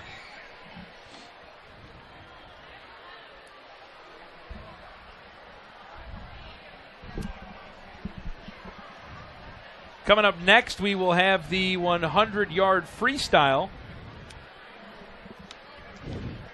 And you're seeing a lot of overlap between swimmers in each of these events. And I can imagine, as nice as it must be to wait around and get on the medal stand, if you have another event, you want to get in the pool, you want to recover, and you want to get ready to go. Yeah, the longer you wait, it's harder to recover, and it's going to be harder to swim the next race at your top performance level. Lactic acid definitely builds up if you don't cool down immediately after your races. What are you trying to do the first couple of minutes as soon as you get out of the pool? I mean, it depends on how long until your next race or so. You know, our college coach tells us to get, as soon as we get out, we go talk to him and we go immediately into the pool to cool down. Do you develop certain routines or certain habits? Yeah. Sometimes if you have a long race or anything like that, you know, eat something small, go cool down, everything like that, you know. We can see over here on the other side, swimmers staying loose, and I would think the last thing I would want to do between events would be to actually swim, but I guess you have to. Yeah. Got to stay loose, got to, like you said, try to keep that lactic acid from building up, and well, especially for sprint events, you know, you have to be loose, you can't be tight.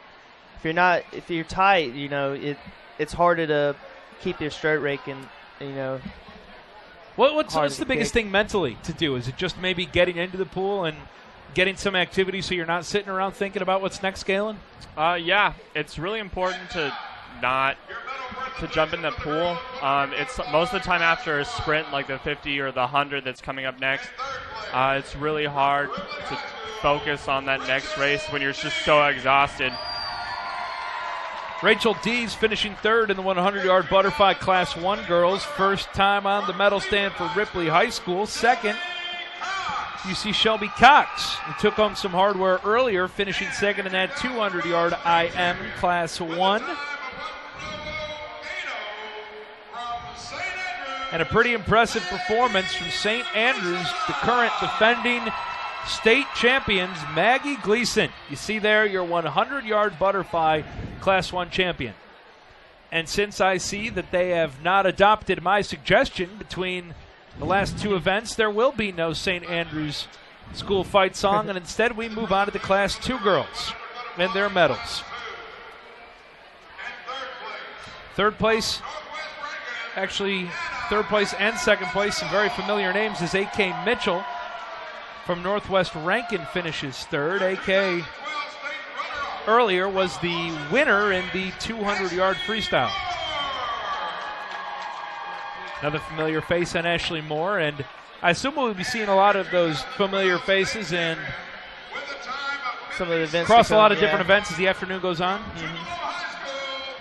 I mean, the big difference is for the high school here is just, you know, a lot of these swimmers are from club teams. And girls defending state champions. And now we head to the boys, starting with Class 1. Again, some more familiar faces up there on the medal stand for third and second place. That is Ian McGee, who swims for Hartfield Academy, the Hawks. Second place there, you see Jack Smithson. McGee and Smithson were in a 1-2 battle for the 200-yard IM, a battle that McGee won. This time Smithson edges him, but edging them both, it's Walker Burrow.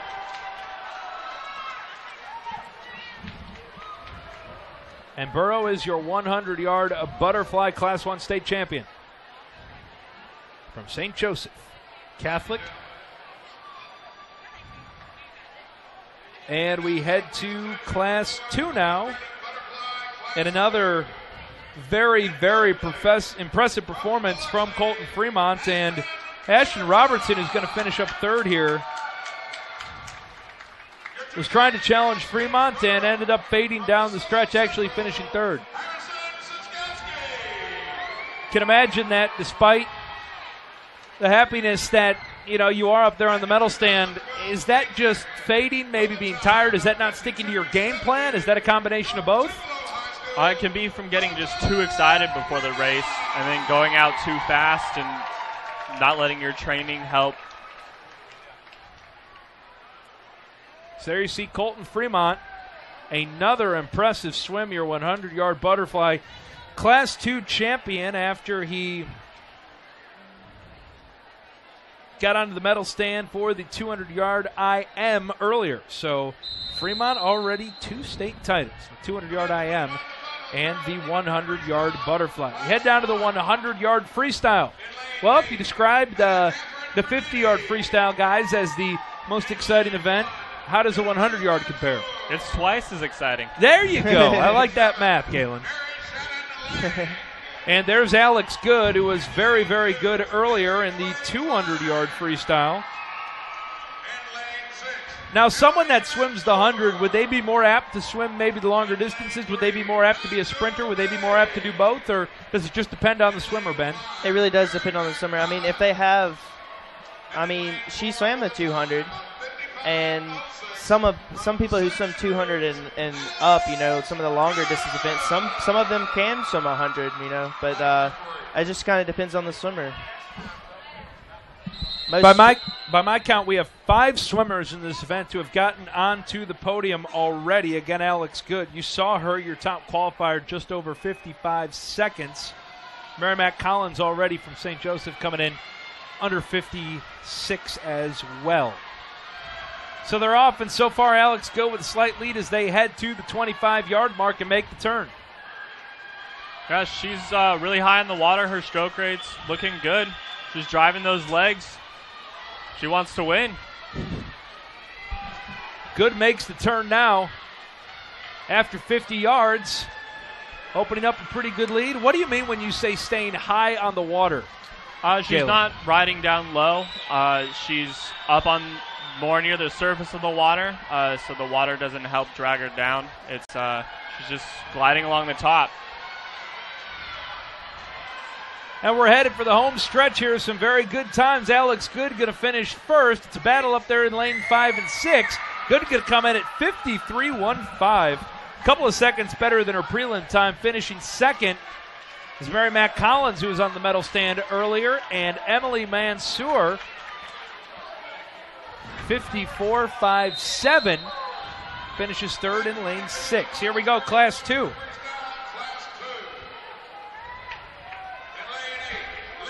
Class 2 girls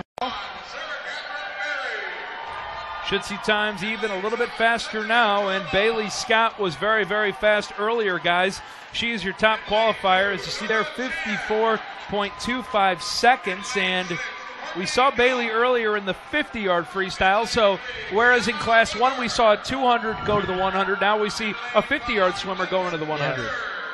I mean, a lot of these swimmers, it's a big difference between these sprinters and then long-distance, swimmers, so. Lakin Vickers, your second qualifier at 55.27, then Kaijana Weber down in lane 3, so not as many familiar names in this heat, but we do, of course, have Bailey Scott, who I amateurly will handicap as the overwhelming favorite in lane 4 from Tupelo High School because she's from Tupelo High School, and they have been very, very good so far this afternoon as far as Class 2 goes. Saw a little flinch there on the blocks. What was that?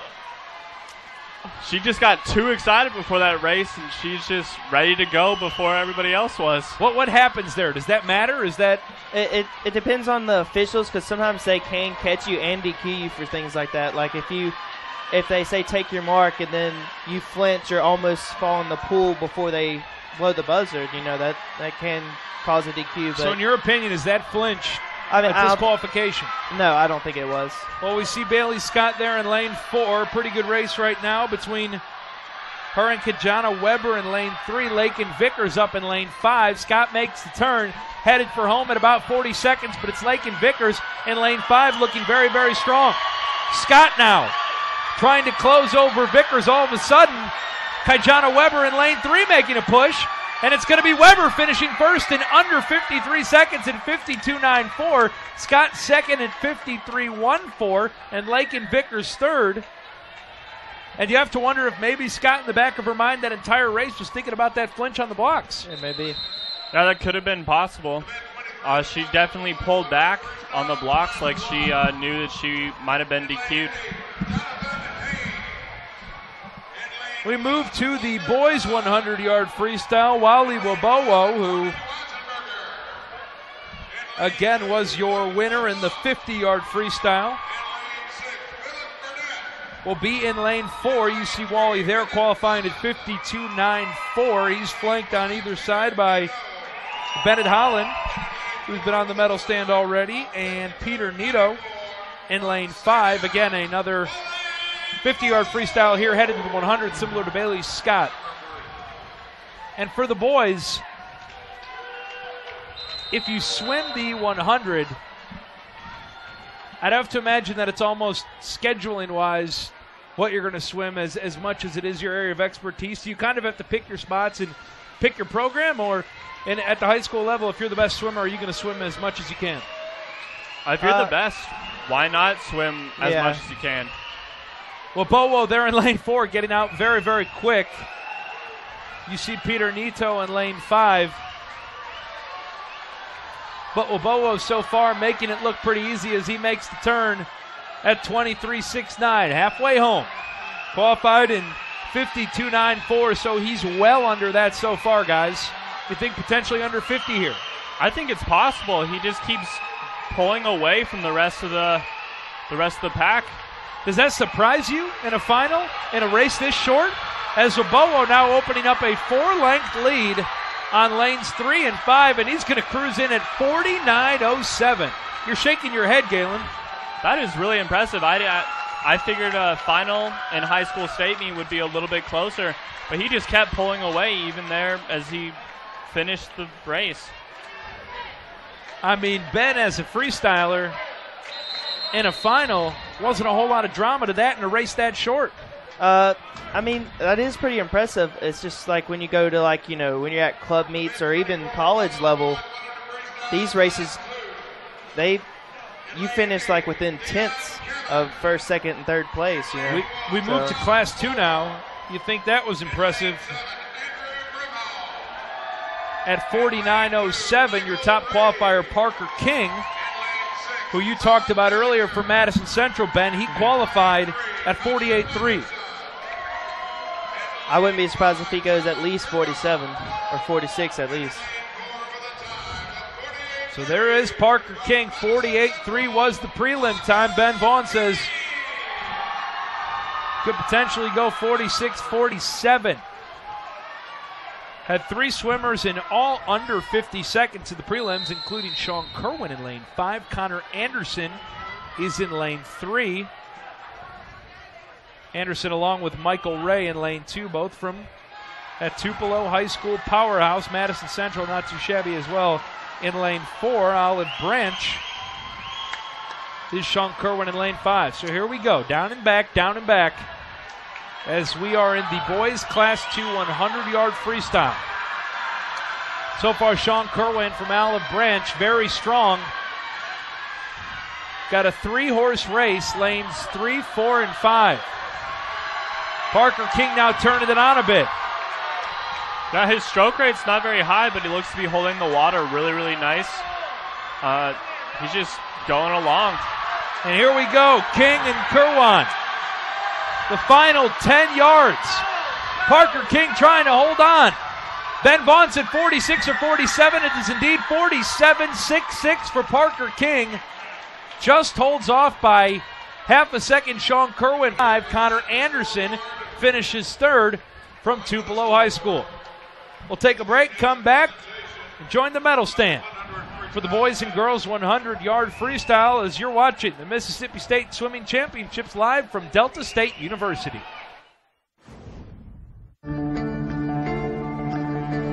One match away from immortality. This is a total team effort.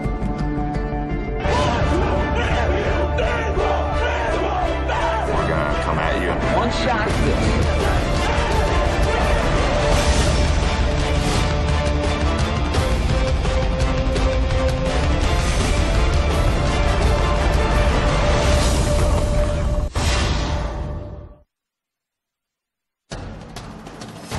can get a player up here. Oh, that's good stuff. All right, perfect. Prepare a Wiley Ballard graphic. Do you want me to start the stream?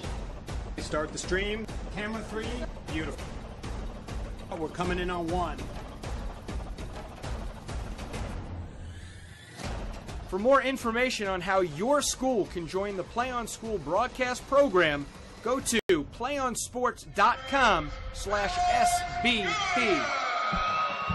Welcome back on the medal stand for the girls' Class 1 100-yard freestyle. As you see there, Alex Good up onto the medal stand, atop it for the second time this afternoon from St. Andrews, the Class 1 girls defending state champion. Good, Mary Mac Collins and Emily Mansour up onto the medal stand as we move now to Class 2.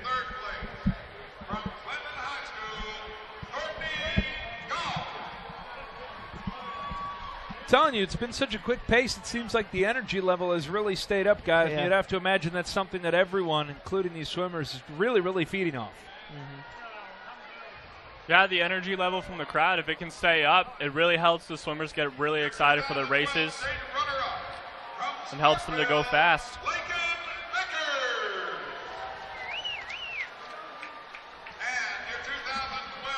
You see there, Lakin Vickers,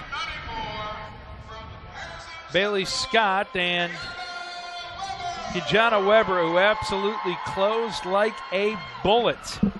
Was very, very impressive, upsetting Bailey Scott, the Harrison Central High School product, atop the medal stand, and is your 2012 100-yard freestyle Class 2 champion. Get to the boys now, and it was a couple of good races. Not necessarily, though, in terms of excitement in this Class 1 race, as Wally Wabowo just blew away the field.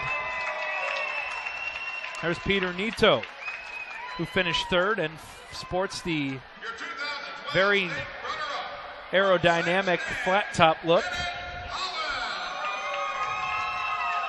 Bennett Holland finishing second from St. Stanislaus, and you'll hear his name a few more times this afternoon.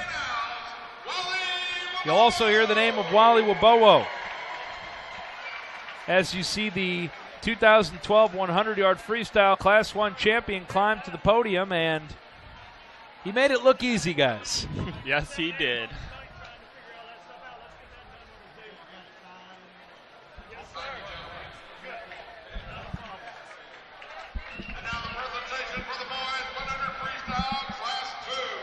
And again, I have to imagine that you're thinking, this is nice, but I got to get back to the pool. But I also don't want my coach to yell at me. Yep. For taking too much time around the medal stand. That's happened plenty of times. Say, Coach, I'm getting my hardware off. To see your winners here, Connor Anderson finishing third, Sean Kerwan second. And it was close for a while, but Kerwan eventually not able to catch up to that man, Parker King, who was very, very impressive at 47.66, about a half second faster than his prelim time. Ultimately, not as much of a improvement as Wally Wabowo, but he'll take it. The Madison Central product, Ben Vaughn, is your 2012 100-yard freestyle Class 2 champion. Yep. And we're cruising right along as we head to the girls' 500-yard freestyle, and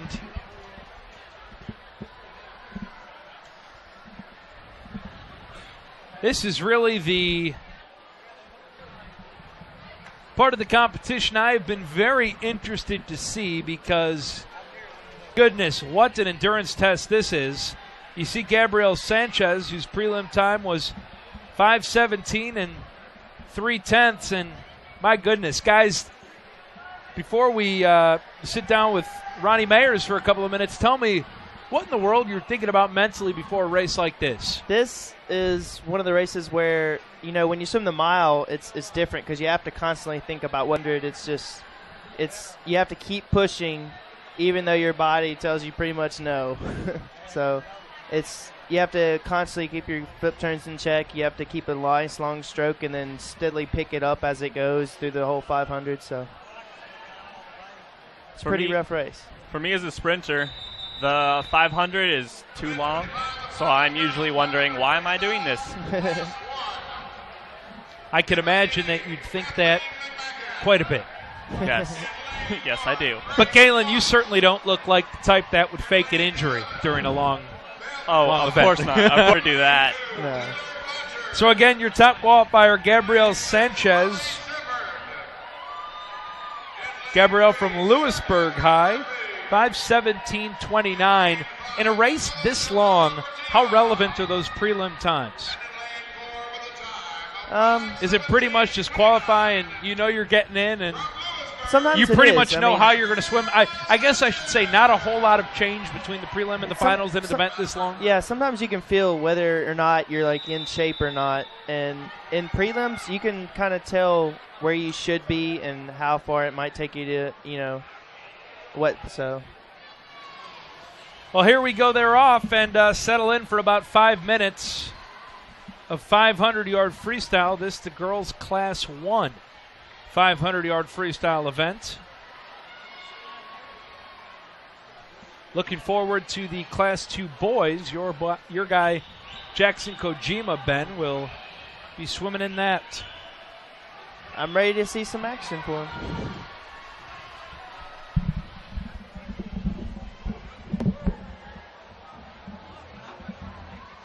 So 500 yards, 20 times. Down and back for the participants here, the Class 1 girls. And again, lane 4 was your Sanchez, who is currently in the lead. Pleasure now to sit down and spend a couple of minutes with Ronnie Mayers, the interim athletic director here at Delta State. I'm told correct. Not for the first time, Ronnie, not your first go-around, and also the director of aquatics. Ronnie, thank you not only for hosting us today, but also for sitting down and taking a couple of minutes. This is great. We really enjoy hosting this meet. It's probably one of the hardest meets we put on all year from the standpoint that you have to have 2 swimming venues at the same time. This morning we had 1A and 4A on the east end and 5A and 6A on the west end, and that takes a lot of personnel and a lot of timing to get that involved, but we like that challenge, and hopefully we continue to pull that off. Tell me about these facilities. This facility is 11 years old. I was fortunate enough to get a chance to help design it and plan the facility and watch it being built. And the purpose of the facility was to host large-scale meets. When we were doing our programming and trying to figure out just what type of facility we wanted to build, what we did, we wrote down all the different aquatic activities that we were going to host in this facility. And the one thing I stressed was economic development, that if we could build a facility of this size with the spectator seating that we have so that we can accommodate about 1,000 people up in the stands and large-scale swim meets to Cleveland, Mississippi, and we've done that. Not only we brought high school swimming here, we've had college invitationals, had teams from California. Wow. Bakersfield came here one Christmas for a swim meet. It's kind of neat that the middle of the Mississippi Delta, like December 18th, 19th, they've come accustomed to having a large swim meet in the middle of the Mississippi Delta at that time of year. And it's grown, and this year we've got a lot of teams coming to that meet. But hosting the high school state swimming championship, we actually, I can't say that we hosted the first one, but I think we did. It was back in the 70s. High school swimming really wasn't sanctioned by the Mississippi High Schools Activity Association at the time, but they went ahead and let us host meets. And we just had one meet, and we invited different high schools in the state that had swimmers to come to that meet. And we hosted in our old pool, 6-lane, 25-yard pool, and kind of got things started from there. Come a long way, huh? That's right. And then a few years later, we were fortunate enough that Mississippi's Activity Association went ahead and sanctioned swimming in Mississippi, and it's just unbelievable how it's grown. Having been involved in swimming now for 37 years, it's exciting for me to see a meet like this and see the kids so excited about swimming. You know, at one time, it's just very few people in Mississippi that swam, but when you do it for your high school, you can just, it seems to get more people involved in it. And we'll get to that in a moment because it's exactly what I was talking about with one of your swimmers here, Ben Vaughn, earlier. But you mentioned the spectators, and I think the thing that struck me the most is coming into this gorgeous facility, getting things going with the music, with those first 200 IM relays. I mean, this is really exciting, and the place is absolutely packed. It is, and and we've got Kevin Cox over there. He's our announcer, and after about 11 years of this, we kind of see how to try to run events, and it's similar to the Olympic Games from the standpoint of creating the excitement and giving the awards like we're doing tonight. That all creates excitement. And what we really hadn't mentioned tonight is how all these coaches during the break have figured out, just about where their swimmers are placed tonight, and they're trying to figure out, whether they can win the state championship or come in first, second, or third. And you see Gabrielle Sanchez here polishing off a very impressive 500-yard freestyle. She goes 5:13.4. 5:13.40. That's a very good time for a high school swimmer here in the state of Mississippi. Second all the way up in lane 7, Beth Bowe, 5:17. And then Manuela Portilla in lane 5. She's from Cleveland, Mississippi. I've seen her swim since she was like 6 years old. So she's really developed into really a good middle distance swimmer. Spending a couple of minutes here with Ronnie Mayers, the director of Aquatics, who spent so many years at the helm as a swim coach here. And we will introduce this next event as we wrap up the girls' Class 1 500-yard freestyle. Lane 1 and 8, they got a good race coming in at the final. This looks really good here, lane 1 and 8. See which one's going to finish first. Looks like that's real close. Lane 8 out-touched lane 1 there. Would be Kathleen McMacken out-touching Grace Watts. Right. So she moved up a place. So that was your finishers again, Gabrielle Sanchez winning there. Beth Bowe finishing second. Manuela Portilla finishing third. We'll get back to Ronnie Myers here in just a moment as we get set to start the girls' 500-yard freestyle Class 2. And I do want to talk next about the rise of popularity and how you believe that's happened, the differences you've seen in your 37 years in swimming, decorated years as a coach. Here you see pretty decorated swimmer in her own right, Marta Burwell, who was the top qualifier for the girls' 500-yard freestyle Class 2, 5:42, her qualifying time. She's in lane 4 there from Oxford High School. Seen the Oxford ladies already get up onto the medal stand a couple of times. Landra Gavin in lane 5. Also turning in a very nice prelim time from West Jones High School, just 5:47. Also Kaylee Goff from Clinton, Mississippi as well. 5:47, 2:7 earlier. They're taking off. A lot of them got a 6-speed flutter kick going right now. They're going out strong in this race. Ronnie, let's talk about how this sport has gotten more popular, especially in the state of Mississippi. And Ben Vaughn talked about not only more facilities, more club teams, but also the sport nationally has gotten to the point where a lot of kids are growing up and watching swimming, watching guys like Michael Phelps more in the public eye. That must be really cool for you to see. How has it changed and how much has it changed over the past 30 years? It really has. I remember Mark Spitz was a big swimmer in the 70s, but this is an Olympic year. We just finished up with the Olympic Games, and of course swimming is considered an Olympic sport, and that really always gives you a big boost as far as people watching swimming and wanting to get involved in it. But I think in Mississippi, the fact that we do have more indoor swimming venues now for them to swim really has helped increase the numbers. We've got a lot of good coaches on the age group level, and just again, the Mississippi Activities Association sanctioning the sport has really made a big difference. And the way they run in this championship tonight and giving the awards, that's going to encourage a lot more people to keep swimming hard and trying to get themselves in that award stand.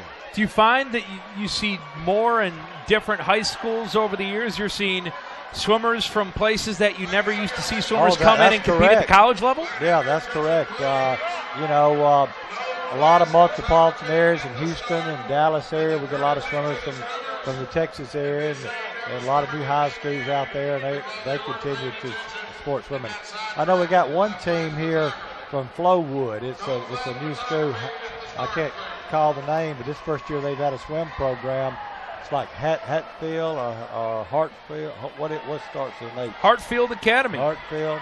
I believe we've already seen them a couple times up on the medal stand. I think it's the first year they've had a team, but they had a lot of people to draw from. So they're in the flow. Ian McGee, the very talented swimmer from Hartfield, already finished first in the 200-yard IM, and I guess seeing these competitors over and over again, the thing that strikes me is you've got some really, really good swimmers in the state of Mississippi. It's nice to be able to showcase them. We really do, and a lot of them have, swam for Del State. We had some real good swimmers that swam for Auburn, Georgia. We've got one swimmer, Ty, right now that's a freshman at the University of Georgia. He was in the Olympic trials this year from Hattiesburg, and so, Mississippi has produced a lot of good swimmers over the years.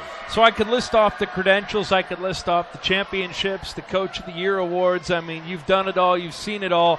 And you've probably coached a lot of very, very not only talented individuals, but it seems like most of the swimmers I've come across dealing with Ben and Galen here, some really high-character kids, too. And to be as disciplined as I think you need to be in a sport as tough as this and that spans – a season as long as it does over the course of a year, you really need to find the right kind of kids for your program. You do. They're very good at time management. There's no doubt you have about to that. be. They're very good at and they don't get a lot of sleep, it seems. They don't. And one thing, they're real good in the classroom. I think you asking about popularity of the sport, especially on the collegiate level, is that colleges and universities, like recruiting kids that go come in and, be good students, put their studies first, get their degree, and then go out and give back to the university. And they see that a lot in swimming. So there's a correlation.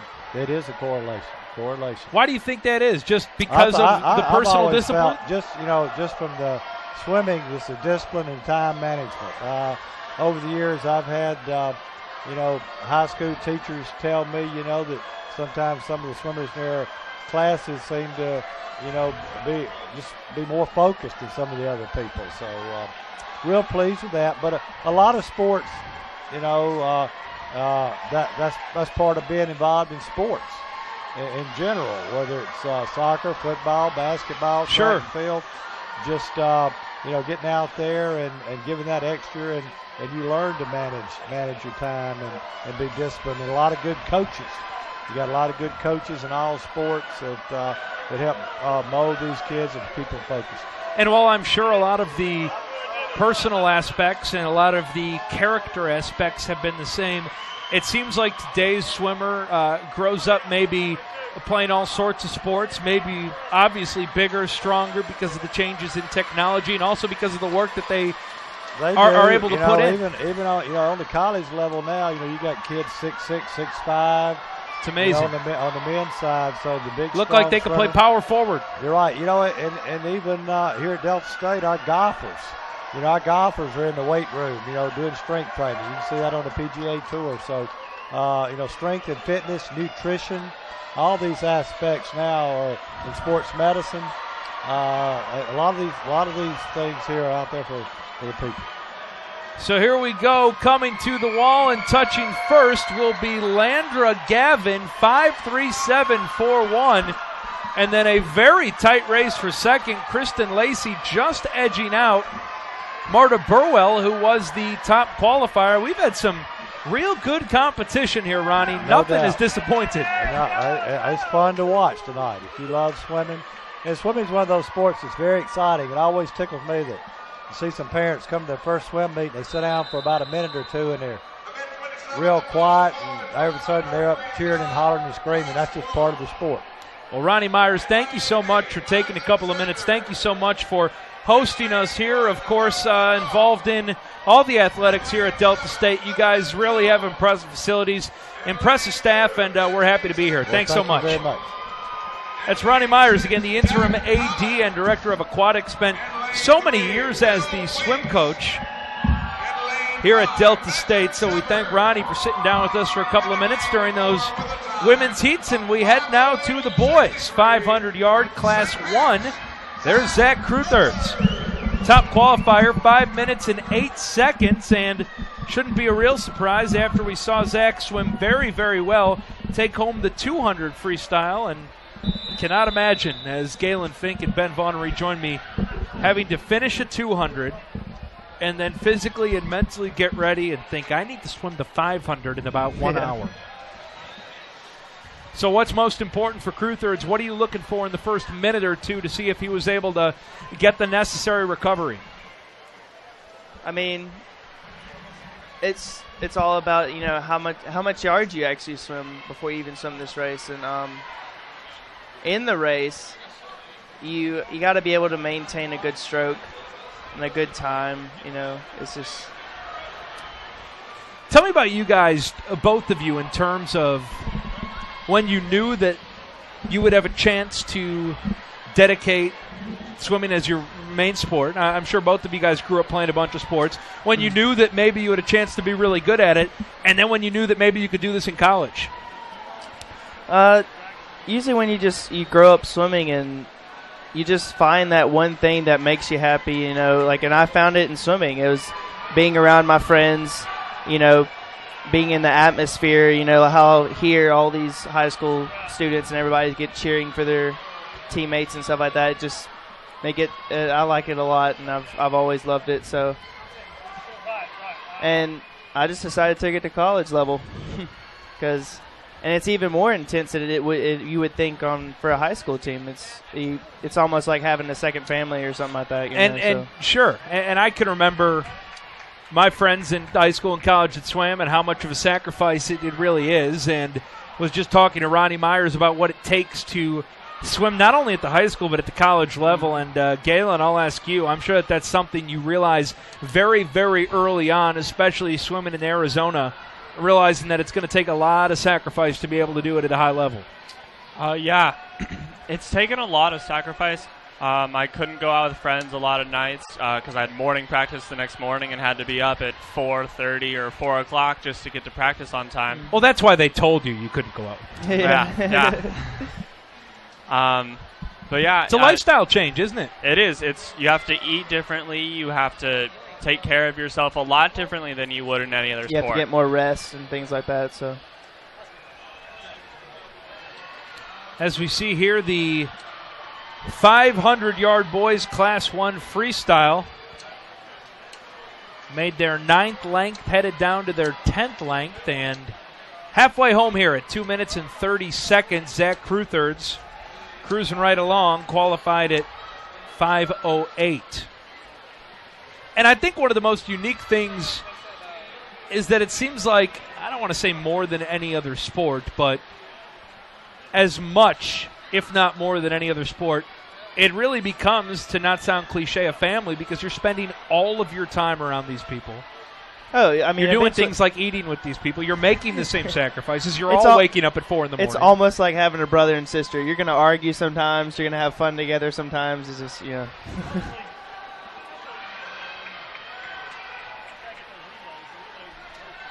You see Zach Crewthers cruising right along and pulling up a pretty good lead. I'm sure that almost all of these swimmers will have the opportunity to go on and compete at the next level. And I'm sure, again, it's just something you need to decide if this is something you're really passionate about, if this is something you want to dedicate yourself to, because as much as you're making a decision, a school like Delta State, they're taking a risk and making a decision to bring you guys in and have you be part of their family. Yep. Yes, they are. You have to love pain for swimming.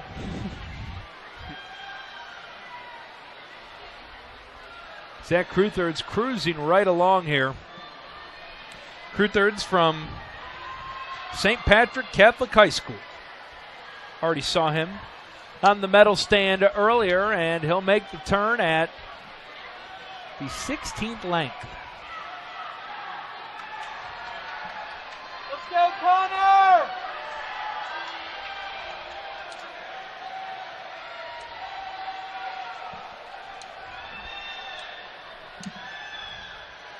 Again, the 500-yard freestyle Class 1.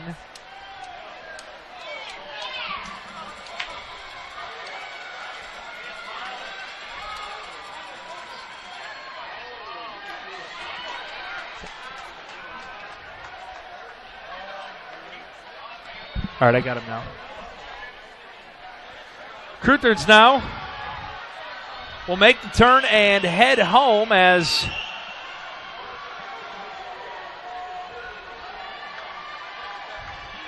heads to the wall for the final time, and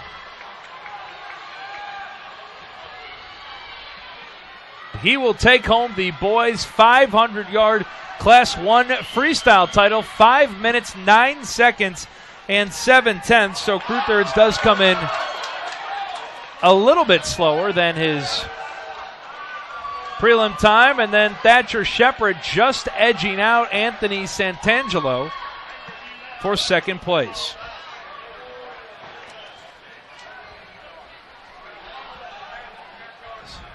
So Isaac Sanders finishes up, and that'll do it for the 500-yard freestyle Class 1 boys.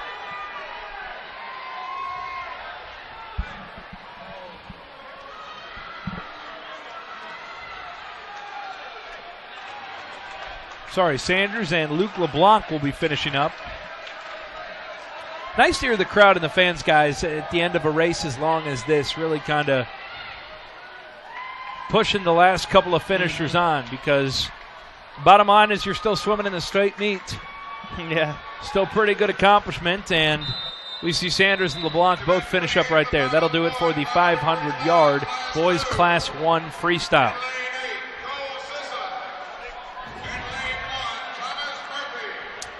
Moving right along here to the boys' 500-yard freestyle, the Class 2 competition. And your top qualifier was Jackson Kojima, the club teammate of Ben Vaughn. You see Jackson there. He'll be in lane 4, 4:51.94, easily the best prelim time. Michael Pickich, 4:58.62. Brian Clancy, 5:05.2. Those will be your top guys to watch. And again, Jackson Kojima already been very, very impressive today, so keep an eye on the Madison Central product, who will look to get back up onto the medal stand as we get set on the blocks and get the boys' 500-yard freestyle Class 2 underway. Pleasure to welcome Keith Warren to the booth now. Keith is the Director of Technology for the MHSAA.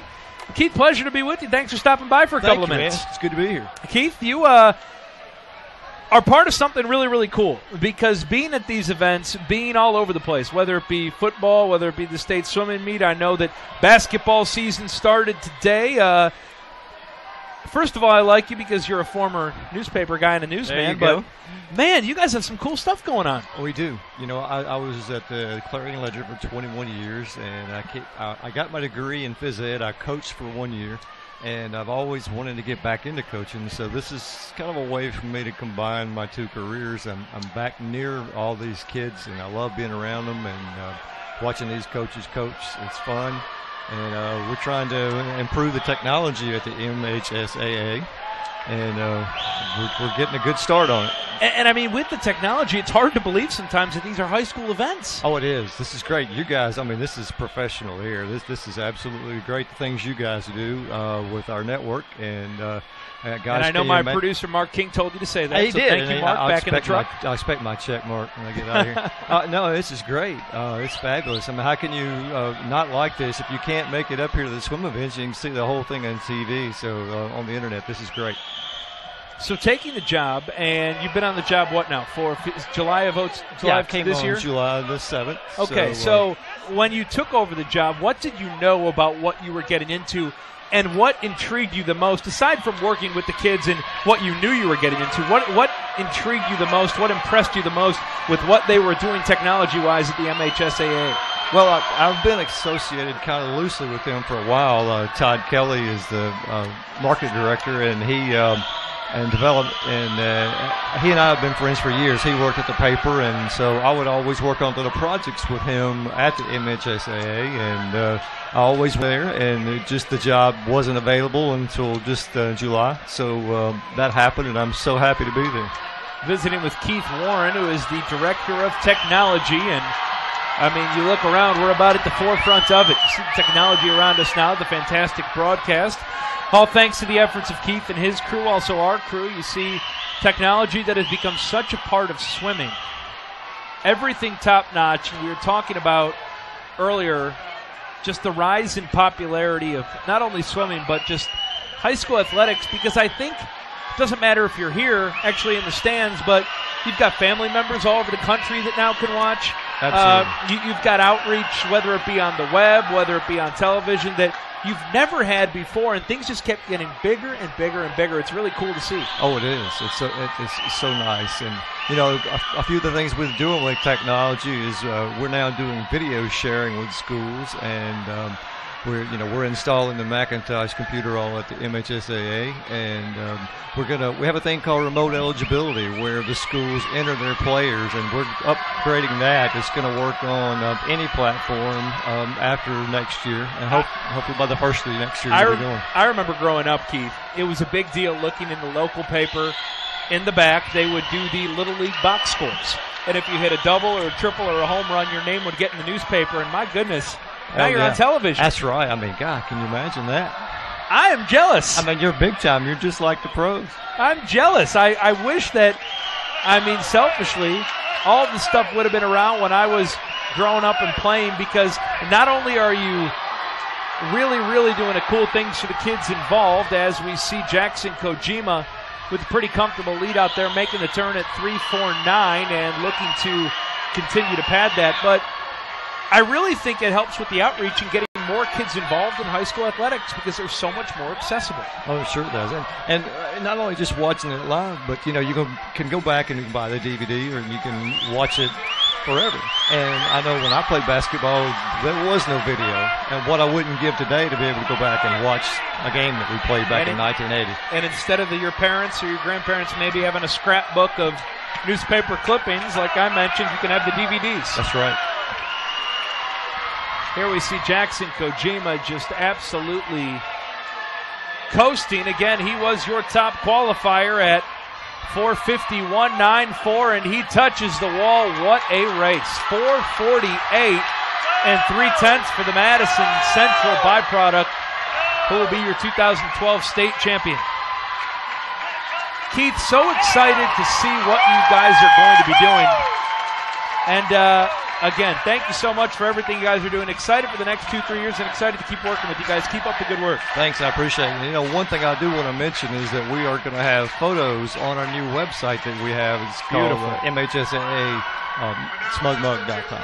I know TK was talking about that. We'll look for the website updates. Thank you. Thanks so much, Keith. That's Keith Warren, the Director of Technology for the MHSAA. Jackson Kojima, your winner, followed by Michael Pickich and Connor Chase. We'll step aside, take a break. You're watching 2012 Mississippi State Swimming Championships live from Delta State University.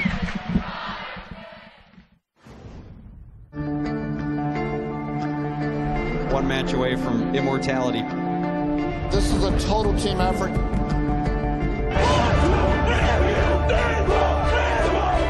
We're gonna come at you in one shot.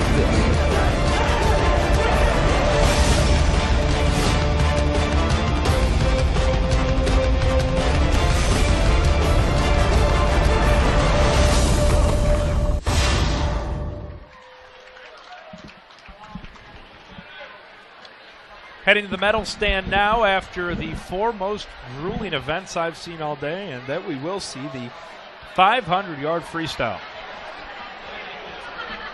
It's the Mississippi State Swimming Championships live at Delta State University.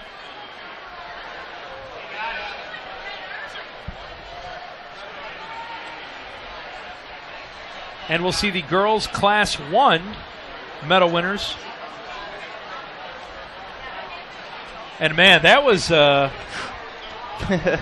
20 minutes flies by, 25 minutes flies by when they're going up and down as my partners Galen Fink and Ben Vaughn rejoin me. I'm Chris Raby. We are live at Delta State University, having a great afternoon of swimming here. It's been very good. We've seen some good fast times. And here you see your Class 1 winners. Your third place, Manuela Portilla, who has made the bold move of putting the big UGG boots on. Second place, Beth Baugh. And your state champion, who was so... Gabrielle Sanchez from Lewisburg. You see Gabrielle there, your 500-yard freestyle Class 1 champion. Cruising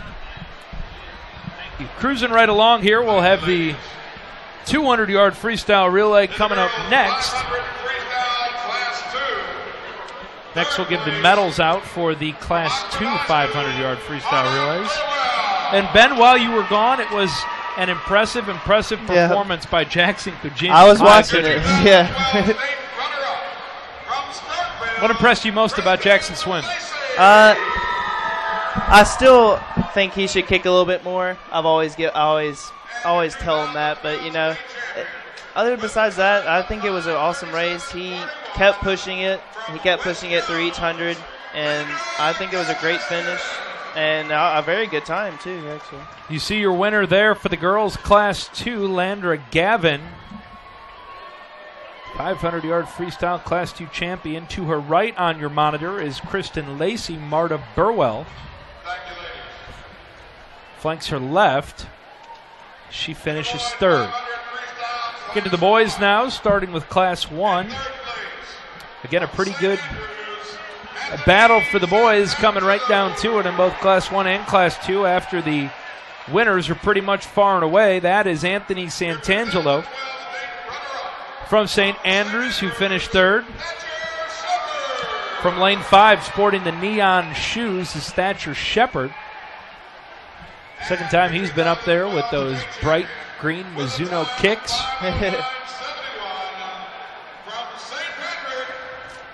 And again, I won't lie, it wasn't necessarily dramatic, but he was fantastic. Zach Crothers, your 500-yard freestyle 2012 Class 1 champion.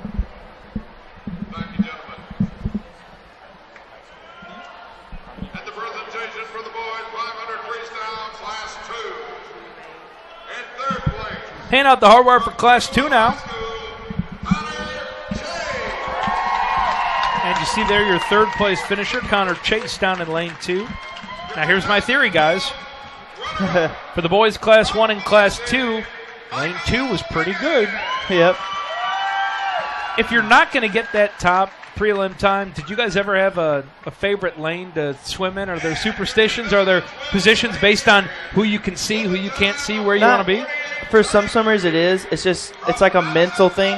If you're in lane 4, I don't really see a difference whether you're in the outside lane or not. I mean, some people think about, like, you know, the waves and stuff like that. They go towards the outer lanes and it's harder to swim in them. Some people think that, and it's a better thing to, like, put it out of your mind and try to, you know, swim without thinking about it. So I mean, I don't really have any specific lanes I'd like to swim in. So do you always practice in the same lane when you're practicing? No, we don't. It's just like we have certain groups we swim with. And it's wherever the coach wants to put us. So that'll do it for the 500-yard freestyle, girls and boys. Again, chugging right along, we will head to the 200-yard freestyle relay. When you're going 200-yard freestyle relay, usually comprised of, I mean, obviously the best 50-meter freestylers, or does it just matter? Are there some that may be good at the 50 that may not be great in a relay setting? How do you go about selecting these teams in these specialized events? It kind of depends on the coaches. Sometimes they'll put like the top 2 qualifier times. They'll probably put them like first and last, and then the second 2, if there's a little bit of a slower time, they'll probably put them third and second. But it just kind of depends. St. Joseph Catholic, your top qualifier, 146.08 in the prelims. They are in lane 4. Other notables to look out for in lane 5, you have Cleveland High School. In lane 3, you have Our Lady Academy. Are there some teams that will only have a relay team and not any individual qualifiers, or would that be a bit rare? It happens when in prelims sometimes. If you don't have any qualifiers in any of the events, sometimes they may make it back in a relay. So here we go. It's the 200-yard freestyle relay starting with the Class 1 girls against St. Joseph. Up in lane 4, your top qualifiers during prelims. They get off to a pretty good start. Also a good start down in lane 2 for Hartfield Academy, who Ronnie Myers talked about. New on the scene here, but already had some success with Ian Owens. So here we go. Each swimmer down and back. 4 legs of 50 yards apiece, and as we come through the first 50, St. Joseph looking awfully strong. Lane 5 is Cleveland High School. And trying to hold on in lane 2, Hartfield Academy, as the second leg makes their turn. What do you guys see in those turns? Pretty good battle in lane 4 and 5. Yeah, Cleveland came out. I think she had a better turn than lane 4, actually. She gained a little bit of yardage there. Pretty good battle in lanes 4 and 5. It'll be St. Joseph and Cleveland. Goggles came down in lane 4. Making the turn as we head for the last 75 yards. The anchor leg last. What are you thinking right now as you're getting ready on the blocks? Here we go. Let's do this. Is there an official telling you when you can go? No. It's just on you. It's strictly your sight and you determining whether they're about to touch or, Final 25 yards. It's Cleveland taking the lead in lane 5 over St. Joseph. St. Joseph in lane 4, your top prelim qualifier, trying to close the gap. They stretch for the wall, and it will be St. Joseph coming back to close out Cleveland High School. Cleveland finishes second. Lewisburg in lane 6 finishes third. I guess also, guys, I would assume that it's pretty rare to change the order once you get into the state meet. I'll ask you more about that in a second, and my reasoning that I've come up with in my own head. We go to the girls' Class 2 200-yard freestyle relay. You see there in lane 4 your top qualifiers, Starkville High School, 145 and 9/10, edging out Oxford High School by 5/100ths of a second. So if it's anything like the prelims, we'll see a very, very good battle here. I would assume that when hundredths of seconds, as we see here, are as vital as they are, you want to see some consistency coming into the wall because each swimmer has their own individual style. Yeah. And in terms of knowing when to get off the blocks, it probably helps to see a consistency in how that swimmer in front of you is going to get into the wall. Yeah. Once you practice, when you're in practice, you practice things like that so much. It's just it's almost like a natural feeling. Yeah. So it's almost like natural. And when you're swimming, sometimes you don't even think about it and you're doing it. So, I mean, it's just how much you practice it and things like that.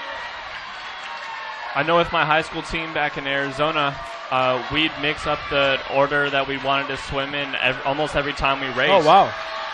We just swam with each other so much that we could do that and we could just play off of each other and know when to go. You ever make changes mid-meet? Sometimes they'd be right before. Depending on how someone's feeling? Yeah. I mean, we've changed it literally right before we were supposed to be up on the blocks. Okay, behind. so it's not anything like where you need to hand in a set order or a it is maybe for state meet and stuff. Okay. For if you're just at a club meet or something, sometimes they'll wait right before and see who did better in the 50 or something like that, and they'll switch it out and things like that. So. Halfway home here for the girls Class 2 200-yard freestyle. Anticipated a good battle between Starkville and Oxford as they finish just 5/100ths of a second difference in the prelims. And so far it's Starkville holding on to a slight lead as they make the turn and head for the 150-yard mark. One leg to go. Creeping into it, too, up in lane 6, we have Tupelo.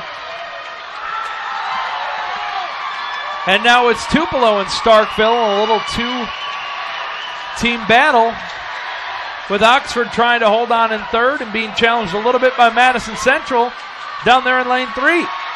They make the turn for home. Starkville holding on. Tupelo being closed down by Oxford. It'll be close for second. Starkville going to take it down.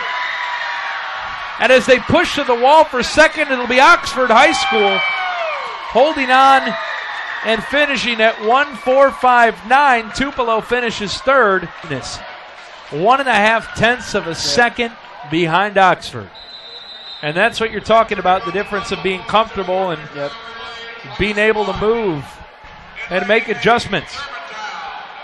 So we head to the boys' 200-yard freestyle now.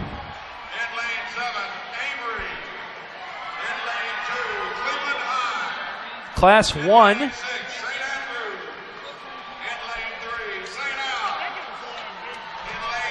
Expect some very, very fast times here. As qualifying was right around 1:40. There you see your top qualifiers in lane 4. That is St. Stanislaus. Qualified with a time of 1:38.86. What kind of time are you looking for in these finals here, guys, between Class 1 and Class 2 boys? I'd say at least 2-second drop. So maybe around 1:36 for Class 1, maybe around 1:30 for Class 2. The energy level is high in the pool right now. A drop as big as 3 or 4 seconds could even be expected. Yeah. So here we go, St. Stanislaus in lane 4 were your top qualifiers. They get off to a pretty good start, but all pretty tight from lanes 4 through 7. Also in lane 2, Cleveland High School with a pretty good showing, but very early on as the second leg now enters the pool.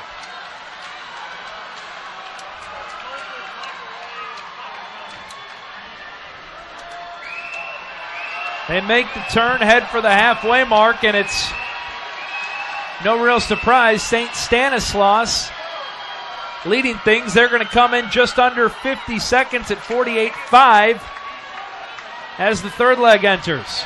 St. Stanislaus, third leg, and that bright pink cap in lane 4. On top of them in lane 5 is St. Joseph. Down in lane 3 we have St. Aloysius. So here we go, final leg. Now we got a pretty good one here between lanes 3 and 4. Yeah, both of those swimmers look to be pretty high up in the water. Their stroke rate's high. Really good flip turn. Stanislaus in 4, Aloysius in 3. On top of Stanislaus in 5 is St. Joseph. St. Stanislaus, the top qualifiers in prelims, will hold on. In lane 5, St. Joseph will finish second. Aloysius finishes third.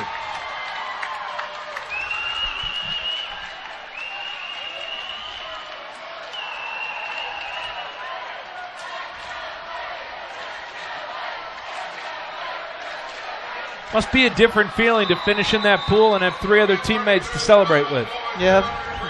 Yeah, it definitely gives it a special experience.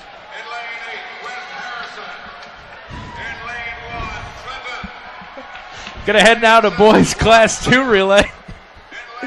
200-yard freestyle. This will wrap up the 200-yard freestyle before we head to the medal stand. You see there your top qualifiers in the prelims at the time of 1 minute, 31 seconds, and 8/10 Tupelo High School.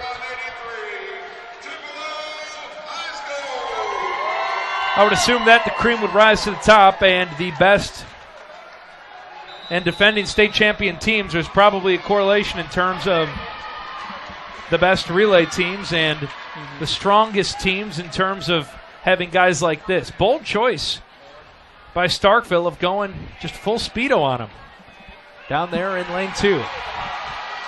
The preferred outfit of choice for Galen Fink, I'm told. No, if I was the one racing, I'd be wearing a Speedo Laser Elite. Now, those are illegal, aren't they? No, they are not. The full body suits are illegal. Ah, okay. The ones that go from your shoulders all the way down to your ankles. Lane 4, there's your fastest qualifier. That's Tupelo High School. We see them out to a very quick start. Pretty tight, though.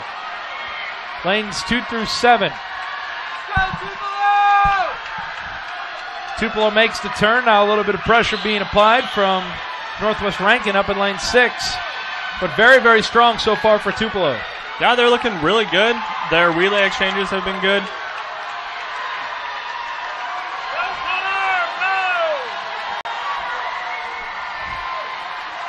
Tupelo going to make the turn and head for the anchor leg. In lane 5, you see Madison Central. Lane 6, Northwest Rankin. Tupelo touches, the anchor's in the pool. Tupelo has a really good lead.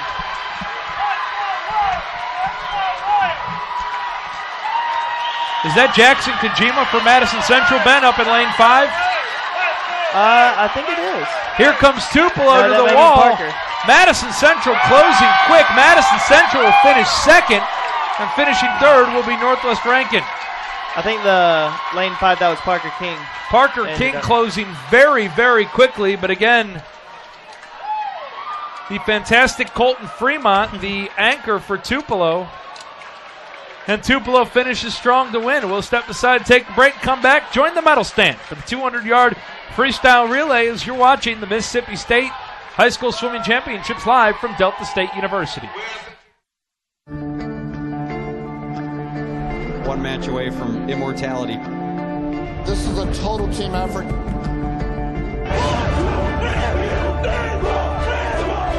We're gonna come at you in one shot.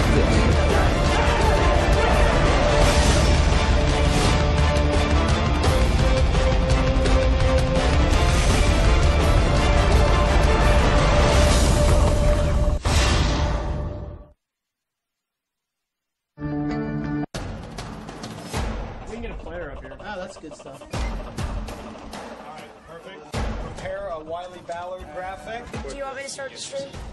Start the stream. Camera 3. Beautiful.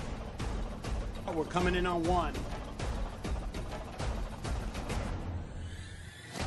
For more information on how your school can join the Play on School broadcast program, go to playonsports.com/SBP. And welcome back on the Play on Sports Broadcast Network. It's the Mississippi State Swimming Championships live from Delta State University. Chris Raby with you alongside Ben Vaughn and Galen Fink, both from Delta State. We're having a great time here and cruising right along as we finish the 200-yard freestyle relays, and both the girls and boys will head to the medal stand and hand out some medals. You guys are fired up about the finish in that Class 2 final, huh? No, I'm just really excited for the 100 back. Ooh. Your area of expertise. That is my race. We'll get to that in just a moment as we hand out the medals for the 200-yard freestyle relay, starting with the Class 1 ladies.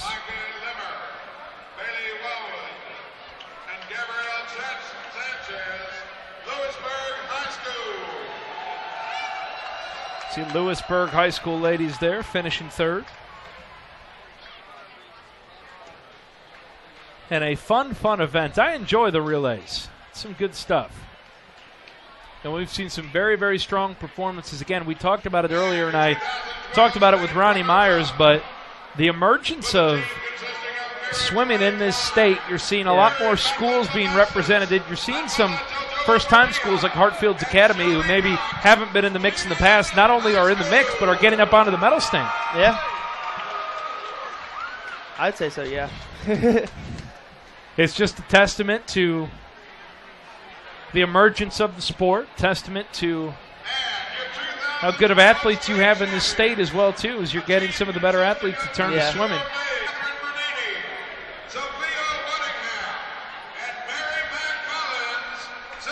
As you see there, your state champions, St. Joseph High School. They had the fastest prelim time at 1:46, bested that, and they take home the medals as the 200-yard freestyle relay Class 1 champions. Very nice job by St. Joe's, and for the most part, all 4 of these heats in the freestyle 200-yard final, we saw the fastest prelim qualifiers end up winning.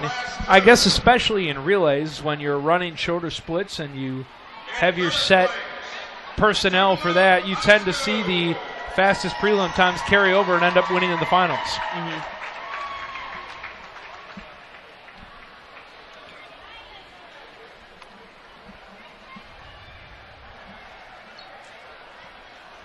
As we see here, the Class 2 ladies. That'll be Tupelo High School finishing 3rd. You see your second finishers there. The Oxford High School had that great battle down the stretch. Oxford High School just edging out Tupelo. Very good anchor for Oxford. And we're just able to outreach the ladies of Tupelo, the defending team state champions. And of course, at the top of the podium, they were so impressive. They were the best prelim qualifiers, and it wasn't as close as we thought with Oxford. It's Starkville High School, the 200-yard freestyle relay Class 2 champions. Very nice job by the Starkville ladies. As we finish off the 200-yard freestyle relay, pointing to the rings. Wonder if they're all married. Just wondering the same thing.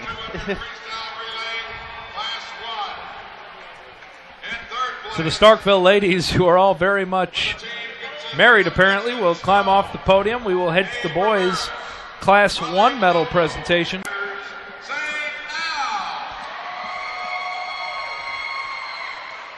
And finishing 3rd, St. Aloysius High School. You see there, 3rd on the podium. Good race by Aloysius, who finished 3rd in the prelims as well. If you're sensing a pattern here, you should, because St. Joseph finished 2nd after their second place prelim time of 1:39.86.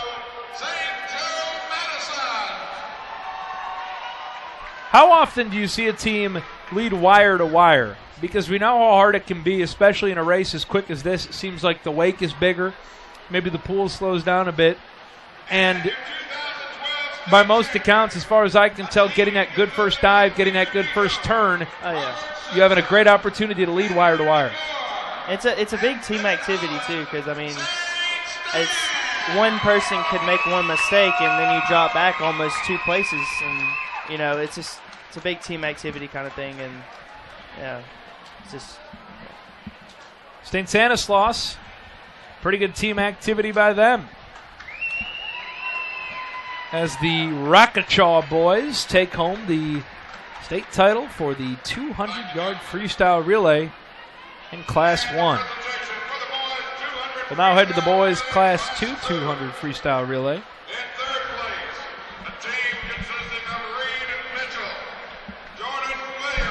And again, we saw 1, 2, 3, lanes 4, 5, and 6, and pretty good battle down to the wire, but Northwest Rankin just not enough to get to the wall before Madison Central and the pride of Ben Vaughn. On a certain club team, especially in Mississippi, how many different high schools will you have represented on a club team, Ben? Well, there's so many different. It's almost like the high school association. It's like there's so many different types of club teams because there's so many different areas and things like that. Like I'm from one that's from Jackson, and then there's some near Tupelo. They're called Shockwave, and some of the swimmers from Shockwave actually do swim for Tupelo. So I mean, it just depends on where you live in Mississippi, and there might be some club teams where you are. So. There you see Tupelo High School, including Colton Fremont, who ran that fantastic anchor. They are your 200-yard freestyle relay Class 2 champions in the boys division. So great races by Tupelo High School.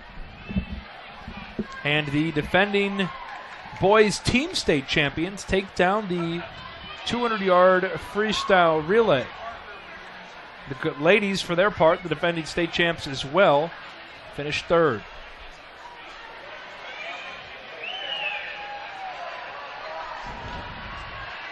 All right, so we're going to head now to the girls' 100-yard backstroke. We'll start with the ladies, then to the boys. This Class 1 for the 100-yard backstroke, and the expertise of our man Galen Fink here.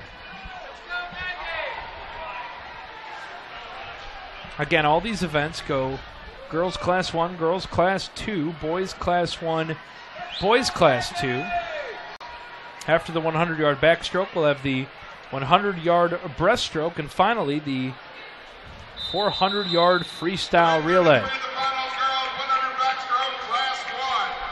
Here's your top qualifier from Lewisburg. It's Gabrielle Sanchez, who was so impressive earlier in that 500-yard freestyle. All right, Galen, this is your area of expertise. I'll ask you first. She just swam the 500-yard freestyle at about 30 minutes or so, now going to the 100-yard back. What are you doing in between to get ready for this event? Making sure you cool down, eat something like some fruit, vegetables, some green beans. Make yourself nice and strong. Anything different coming off an event as long and as grueling as that 500-yard freestyle? Or she had such a big lead, she could almost shut it down the last 50, 75 yards or so. Yeah, she did have a lead, but it's still really critical to just hop in the pool and start swimming as fast as possible. Not swimming as fast, but cooling down and just continuous swimming right after the race. So here we go. We're off for the girls' 100-yard backstroke. This is the Class 1. Again, in lane 4 in the red cap, Gabrielle Sanchez from Lewisburg. She was your top preliminary qualifier. Sophia Waddingham is just below her in lane 3. Above Sanchez in lane 5, looking very, very good early on, is Maggie Gleason, who we've seen on the medal stand already. Galen, 100-yard backstroke, down and back twice. What's important, and what kind of pace are you looking to set early on? Well, right off the start, you really want to get your arms going in the perfect stroke rate. You want to have them moving pretty quick. You want to make sure you do a lot of good dolphin kicks off every single wall and just push through the pain. Keep the body high and the body rolling, and you'll be good. So here we go. Gabrielle Sanchez closing. Maggie Gleason had the lead after the last kick, but the push for the wall will be Sanchez. Gleason finishes second. Sophia Waddingham finishes third, and the 100-yard backstroke for the ladies in the Class 1 division holds true to form as far as the prelims went. Have to imagine that it's so important, not only physically but mentally in this event too, because just getting a little bit loose, maybe getting a little bit off track can really, really hurt you. Yeah, if you rotate just too much one way, you can end up running into a lane line, and that just mentally... you ever run into a lane line? A lot. It's those outdoor pools, yeah. Yeah, got the sun in your eyes kind of thing. Yep. You got the girls in Class 2 now. There is your top qualifier, Chris Roberts from Tupelo. Haruka Sugimoto, her teammate, just above her. Roberts qualified in 1 minute, 3 seconds, and 47 tenths for this Class 2 backstroke final. And again, we saw Chris Roberts earlier swim very, very well, and Roberts got onto the medal stand. Is there a common event that if you're a good backstroker, you're also good at the butterfly maybe. That's where Chris Roberts came from. Or you're maybe good at really long events where you need discipline. That's where Gabriel Sanchez came from in the 500-yard free. It's kind of hard to tell. And I just talked myself into both of those. Yeah. Yeah. It's just kind of hard to say. It's just. I'm going to say discipline. I'm going to say level of difficulty. There you go. And my expert analysts agree with me. I would also assume that at the high school level, especially maybe depending on the size of the high school, if you're a good swimmer, you're a good swimmer. Mm-hmm. And you're going to do just about everything that you can do. Yeah. So here we go as they hop into the pool. And again, Chris Roberts in lane 4 from Tupelo was your top qualifier in the prelims with a time of 1:03.47. I would have to imagine anything close to a minute here, maybe under 60 seconds, would be awfully impressive. It would be. Roberts gets off to a good start. Just under her in lane 3 is Afton Wallace. Afton from Warren Central. First chance for Warren Central to get up onto the podium. Up in lane 6 as well, we see Morgan Aguia. And again, the two teammates from Tupelo in lane 4 and 5. Her stroke rate has slowed down just a little bit, it looks like, from her first 25. She's not kicking as much, but she's still looking like she's holding great water and staying in good body position. 75-yard mark. Roberts looking pretty strong, but uh-oh, look up top. There's Morgan Aguia. And it looks like Roberts will be followed by Aguia, followed by Haruka Sugimoto, the other Tupelo teammate, into the box, and that is indeed how it goes. 1, 2, 3.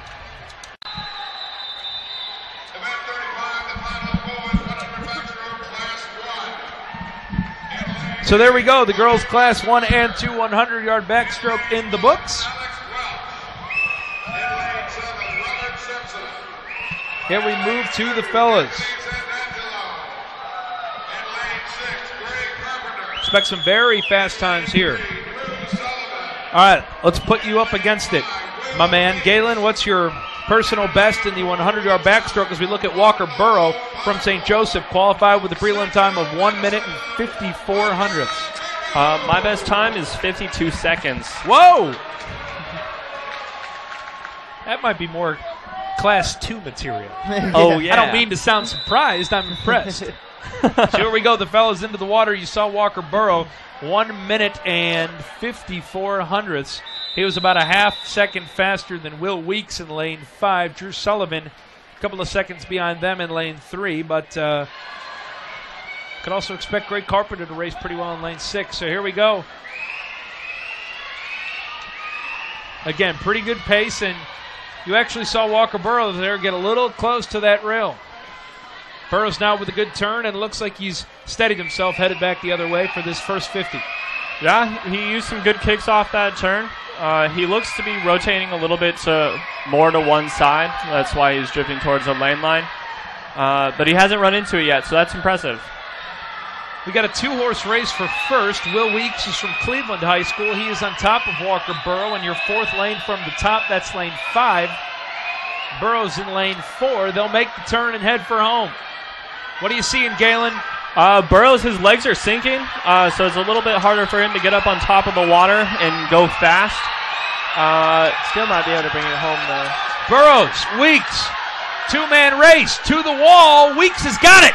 Will Weeks finishes first. Yeah, Weeks did a really good job of keeping his legs up and not letting them sink down into the water, so they created a drag. He had a great stroke rate through that whole race. Chris Carpenter finishes third, but Will Weeks, 59 seconds flat, 2 seconds faster than his prelim time. Impressive performance, but also taking advantage of, like you said, Burrows, you said his legs got a little bit too low. Yeah, his legs definitely sunk a little bit.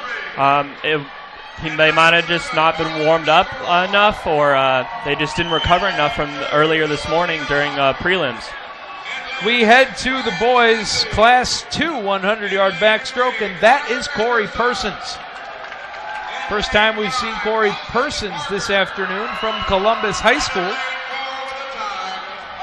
56.84, the biggest threat to Galen Fink's personal best and Galen Fink's pride. We'll see if he gets there. And again, the first time we've seen a couple of these racers. Austin Parker from Madison Central is in lane 5, only 2/10 behind Corey Persons. Chance for Parker to put together another nice swim, Ben Vaughn. Wow, that was a really good start in lane 4. That would be Corey Persons. And he gets off to a very early lead. Yes, he does. He jumped on that. He didn't hesitate at all. He knows what to do. He knows how to get it done. Very nice kick from Austin Parker as he makes up some of the differential. And also in lane 6, that's Brian Clancy putting together a nice swim. They're at the halfway mark. They push. It was 26.8 for Corey Persons. Looks like your record is going to be just fine, Galen Fink. Persons, though, putting together a nice swim with a little bit of pressure on each side of him from Connor Anderson and Austin Parker. Anderson is below. Parker's on top. Now Parker trying to close the gap. Final 15 yards or so. Corey Persons trying to hold on. Corey Persons hold on with the final push. It'll be Austin Parker second, Connor Anderson third. 55.36 seconds for Corey Persons.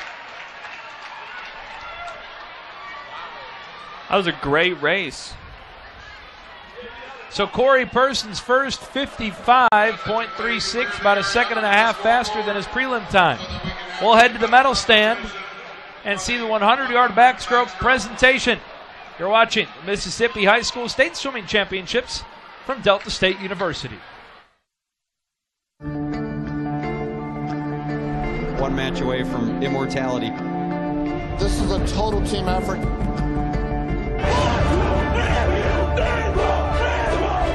We're gonna come at you in one shot.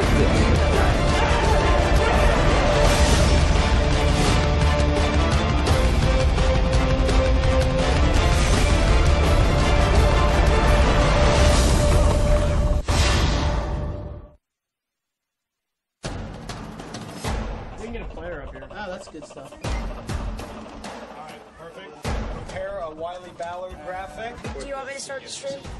Start the stream. Camera 3. Beautiful. We're coming in on 1. For more information on how your school can join the Play On School broadcast program, go to playonsports.com/SBP. We head to the medal stand for the girls' Class 1 100-yard backstroke. You're watching the State Swimming Championships live from Delta State University. Chris Raby alongside Ben Vaughn and Galen Fink. Happy to be with you on this fantastic afternoon of swimming. And that's Gabrielle Sanchez. She's had a fantastic afternoon as well. A couple of first-place finishes and a couple of very different events. The 500-yard freestyle, now the 100-yard backstroke. Again, a lot more camaraderie up on the medal stand between the three ladies. The fellow competitors being nice to each other. You always had a kind word and a twinkle in your eye for those on either side of you after you swam them down in the 100 backstroke, didn't you, Galen? Yeah, always. We see now the Class 2 girls. That is Haruka Sugimoto finishing third. Your second place finisher was Morgan Ugia. And again, second time up, first place on the podium. What a swim from Chris Roberts, Tupelo High School. Absolutely fantastic. Led wire to wire over her teammate and Ugia. So there it is, Chris Roberts, your 100-yard backstroke champion in the girls' Class 2 division. And we now head to the fellas division. This will be Class 1 first. A pretty good race that we had where Walker Burrows was the top qualifier, but like you said, just got a little low, just got a little sloppy, and wasn't able to hold on. Walker Burrows finishes second.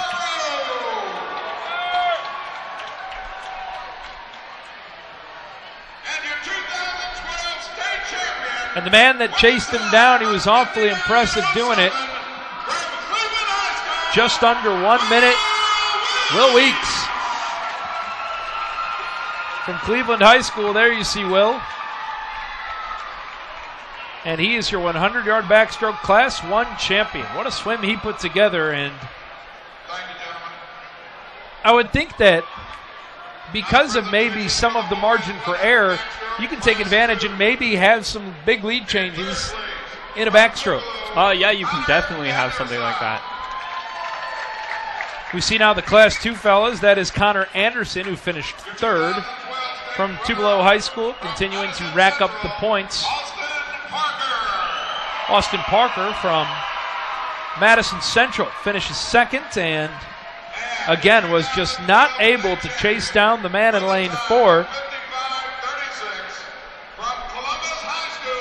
Whereas lane 5 chased down lane 4 in Class 1. Not the case in Class 2 because of that man. You see your 2012 Class 2 100-yard backstroke champion, Corey Person. A swim put together by Corey as he takes it home. And there's a little camaraderie from the fellas from Class 2. Maybe it's just the backstrokers who are kind to each other. It's a real fraternity of swimmers when you're doing that 100-yard backstroke. All right, let's keep things moving right along. We head to the 100-yard breaststroke. We'll start with the Class 1 women. What can you guys tell me about the 100-yard breaststroke?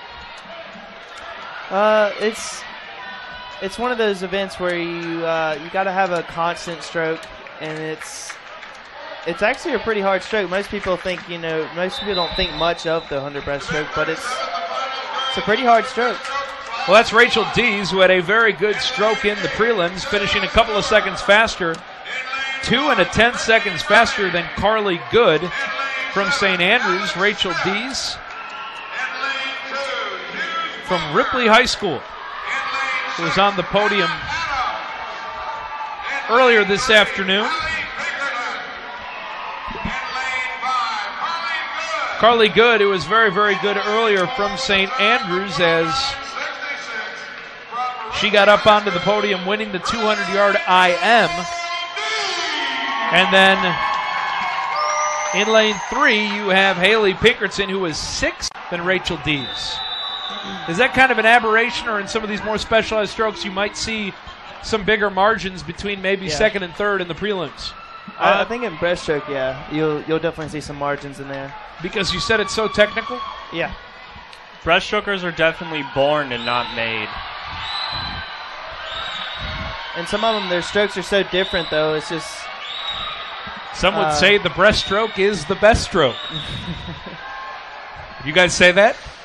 No. All right. It's definitely all about the You would say the backstroke. Yeah. And you, Ben, would say freestyle. Yeah, I'd probably all say right. I've freestyle. learned that the lines are quite divided. I will respect breaststroke, though. Here we go. Rachel Dees. She was the bestest breaststroker in the prelims, and she's being challenged right now by Carly Good from St. Andrews. Good. Now taking a lead on Rachel Dees. What do you see coming to the wall here? Well, it's breaststroke. It's where you're supposed to have a nice long glide. Not long, but you have to have some type of glide right when you push through your stroke. So it's kind of hard. It's kind of hard for lane 4 right there. It's just because she's spinning so much that she's not grabbing enough water and pushing herself through the water enough. So Carly Good from St. Andrews to the top of the podium for the second time tonight. 107.87 as she beats out Rachel Dees, who was the top qualifier in the prelims, and finishes with a time of 108.82. Third, Haley Pinkerton. Again, big separation between the top two and then everyone else in this breaststroke girls Class 1 final.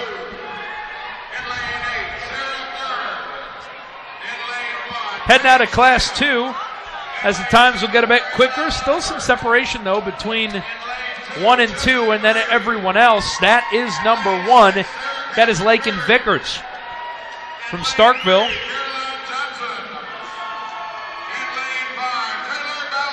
Saw Vickers earlier this afternoon as She got up onto the podium in the 100-yard freestyle. She now takes her chance with the 100-yard breaststroke. Taylor Ballard is very, very good as well. Ballard from Brandon High School. She was about a second behind Vickers, then a couple of seconds behind that Caroline Johnson. So I guess we anticipate a battle between Vickers and Ballard here. Well, here we go. They're off. And a long glide, as you guys said, getting about half the length of the pool before coming up for that first stroke. Vickers going to get to the wall first in this opening 25. It'll be Ballard right behind her as expected, and then Caroline Johnson down in lane 3. Pretty good push from Sarah Catherine Berry in lane 6 as well, but it looks like a 1-2 race from our top 2 prelim qualifiers. What did you see on the turn there from Vickers? Looks like she was trying to put a little distance. They both have the right stroke down. It's just the other one, Vickers probably has a better kick than Taylor Ballard so far, but they both that's the kind of stroke you want to have, is that like pushing forward and diving down just a tad bit. Very, very even on the turn. And it should be a race all the way to the end, as Ballard now is taking a slight edge on Vickers. Yeah, she definitely has had more control over her stroke on this whole 100. Vickers definitely spun a little bit on that first 25. And it is Taylor Ballard, as you see there, getting to the wall from lane 5, your winner. As she upsets Lakin Vickers after Vickers took the prelim. Ballard the winner by more than half a second. Lakin Vickers second. Chelsea Gray down in lane 2 finishes third. You talked about the technicality down the stretch, and that was the difference? Yeah, if you spin too much off the start, it can definitely affect you later in the race when you use that much energy in the beginning. So Ballard under control and able to maybe save a little there for the home stretch. Yeah, I do believe that's what happened. Head now to the 100-yard breaststroke for the boys in Class 1. And there again is Wynn Walker from St. Andrews. 1:06.84, 5 seconds better than everyone else in the prelims. How significant is a 5-second margin even from second? Is it more confidence than anything? I'm sure all these competitors will tell you, we don't care about that. We still have to swim. That's pretty much it. That's all you think about. Wynn Walker, Mikhail Dixon was on the podium earlier, as was Peter Nero. They were on either side of him in lanes 3 and 5. Nero to the bottom in lane 3. Dixon to the top in lane 5. Those are your top 3 as we near the first 25 turn.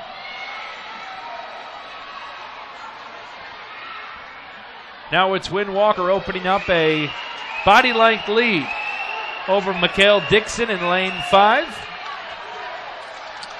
As we head to the halfway mark here and make a turn. It looks like he definitely knows that he's going to win this, and he's definitely in control of his stroke and his stroke rate and how much water he's going to hold on this. He looks very relaxed. Walker heads to the 75 mark. You say relaxed. Explain for us non-swimmers what that means, because there doesn't look like there's anything relaxing about what he's doing right now. Well, it's usually when you say relax, it means like it just mean you're doing everything right? Yeah, you're not thinking about it too much. You're not overextending or things like that. You're just hitting a rhythm. Yeah. And Wynn Walker hits quite the rhythm. 1:05.18. 4.5 seconds better than Mikhail Dixon, who finishes second. Stuart Inman overtakes Peter Nero down the stretch, finishes third. And how much are you looking at your surroundings to know if you can kind of relax, or is it just you feel like you're getting in a good rhythm yourself, you're not concerned about anyone else? Yeah, I'd say that's exactly what it is. It's kind of hard sometimes, because sometimes when you think too much about a race, or in the middle of a race, you kind of mess up your stroke a little bit because you're thinking too much about it, and it'll mess with you sometimes. So. Because I hear that's a term you hear all the time, relaxed. It's just for a non-swimmer, it can be tough. Grant Thornton relaxed in his prelims, 1:01.4. How about that? We will see some very fast times here. Not a whole lot of separation between this guys. 1:01.4, Grant Thornton. 1:02 even, Sean Kerwan in lane 5. 1:02.6, Benjamin Branson. have all been really, really close in the prelims in this heat. So here we go again. Grant Thornton they are very tight through the first 25. Still very, very tight as it looked like everyone got a pretty good turn there. Oh, yeah.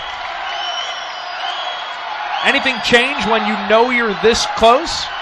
You're definitely a lot less relaxed. Sometimes you don't even realize that you're that close to them.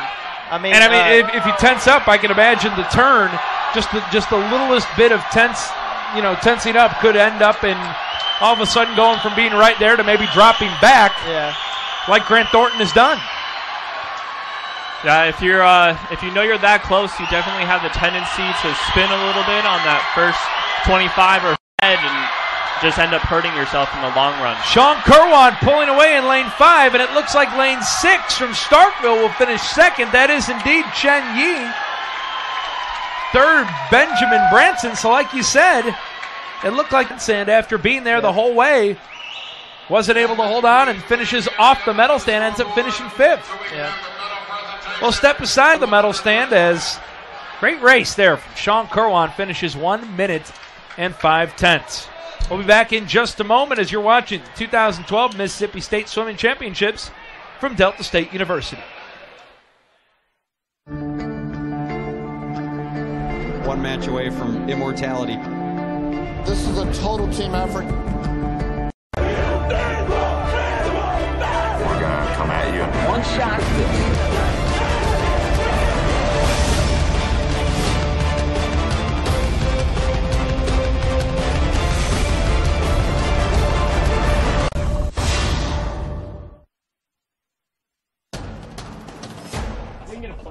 Oh, that's good stuff. All right, perfect. Prepare a Wiley Ballard graphic. Do you want me to start the stream? Start the stream. Camera 3. Beautiful.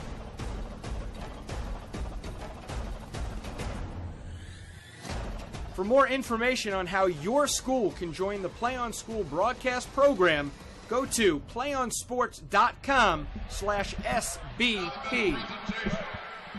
Hey, welcome to 2012 Mississippi High School State Swimming Championships as we head to the podium for the 100-yard breaststroke presentation. We'll start with the girls of Class 1. That is finished third. Finishing second, Rachel Dees, who actually had the fastest time in the prelims, but it was Carly Good, who earlier took home the 100-yard IM top place. And there she is as she finishes first again and is your 100-yard champion for 2012.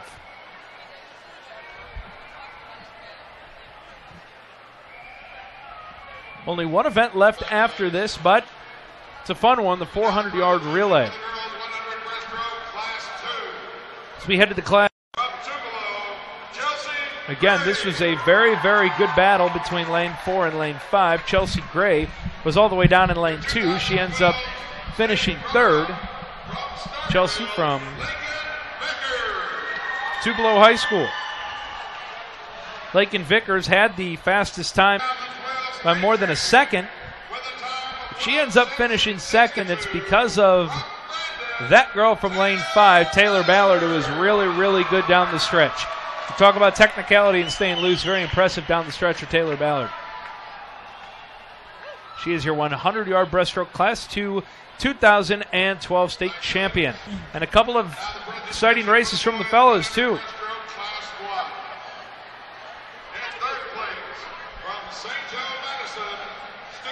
This is the Class 1 boys presentation. That is Stuart Inman from St. Joseph's, who is down in lane 2. Guess what, guys? Places from lane 2.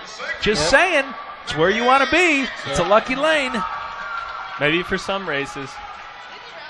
That's Mikhail Dixon finishing second. Mikhail from Sacred Heart High School.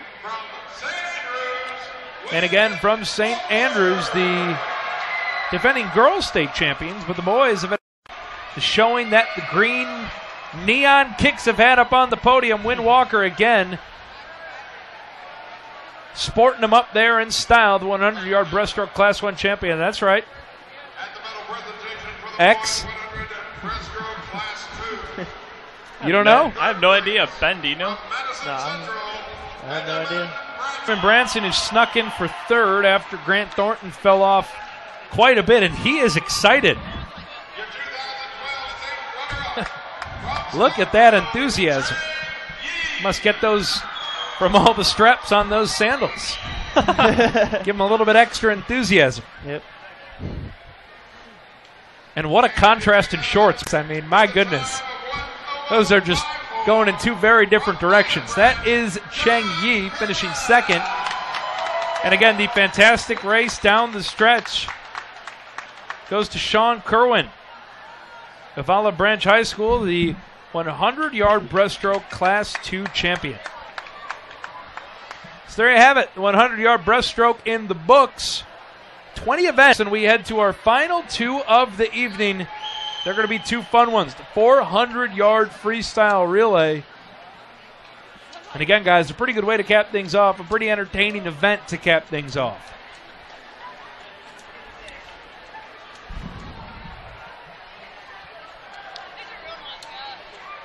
Is to go. We'll start with the girls of Class 1, of course. And I imagine we'll see some very fast times from prelims to finals. Maybe none so faster in Class 1 than St. Andrews. Qualified in the prelims with a time of 3 minutes, 50 seconds. They are your defending girls state champions. Guys, tell me what's important in the 400-yard freestyle, especially any significance of the state meet here. Usually the last event has the most people in the pool yelling as loud as they can, and it definitely makes a really good,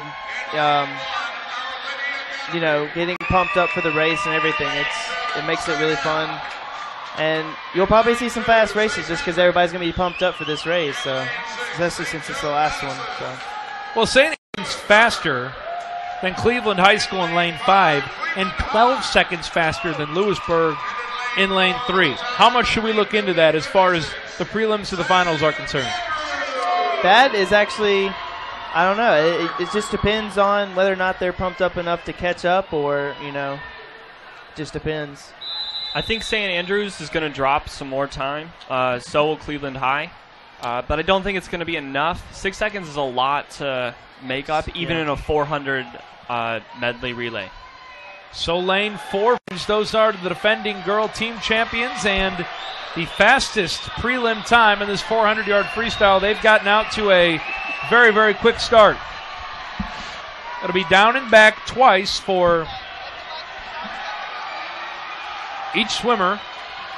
And I have a lot sprint.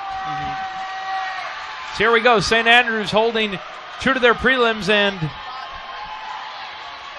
after 50 meters in the book, 26.42. They're followed by Cleveland High School, Lewisburg in third. So pretty much as we've expected so far, lanes 4 followed by 5, followed by 3. St. Andrews is looking really good. Their swimmers staying up on the water. Good strong kick. Final kick as the first 100 is complete. This is the 400-yard freestyle relay. Now the second leg into the water for St. Andrews with a pretty comfortable lead over Lewisburg. If you're Lewisburg, what are you trying to do right here to get insurmountable? It kind of differs between swimmers because it's wherever you are, either you're pushing yourself harder just because you're behind, or if you're in front, you want to keep that lead. So when I'm swimming in maybe the second leg or third leg, I'm kind of watching where those swimmers are behind me, so I know whether or not I need to speed up even more, or not slow down. I don't want to say slow down because you usually don't slow down in freestyle relay. So coming now to the halfway mark, St. Andrews going to touch at the half at 1 minute 51 seconds. That's a really good lead. Doing the math, that is about 5 seconds ahead of their prelim pace. Doesn't look like they're letting up anytime soon. They are almost coming to lap some of the other schools, and it's just an absolutely impressive swim so far by the St. Andrews ladies. Good reason as being the defending team state champions. They have definitely done a good job of making sure all our swimmers know exactly how to swim the 100 free in this relay. And what do you mean by just know how to pace it and train it correctly in practice. Even their relay starts are looking really, really nice. They're just looking like a really good team. St. Andrews hoping to put the cap on a back-to-back state team title. Usually and doing it in an awfully impressive fashion as their anchor already into the pool at a time of 2:49. Usually when it's the last race of a whole meet, it's just you're so pumped up, and it's like it's the very last race of the whole meet, and you're just giving everything you have. Even after all those events, you just swam the whole day, you know. So, and you can see it paying off as St. Andrews closes in on the final 25 yards of this race. Definitely more than 6 seconds apart. They're going to touch the 375-yard mark at about 3:30. St. Andrews with a prelim time of 3:50. They're going to shatter that. And the defending team state champions with a time of 3:4.73. Awfully impressive to have an 8-second improvement, because you're talking about each swimmer improving and doing it in a pretty consistent fashion, guys.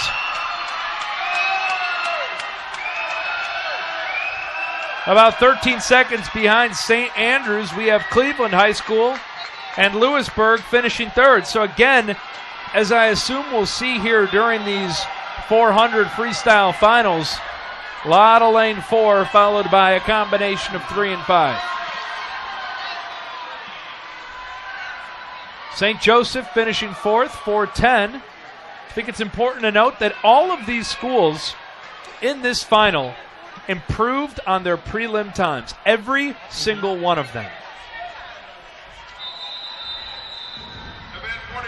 Except for Germantown.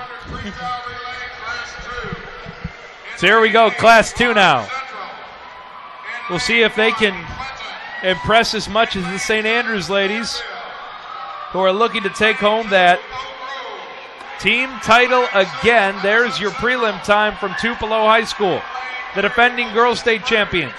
3:52.37, 3 seconds faster than Oxford High School.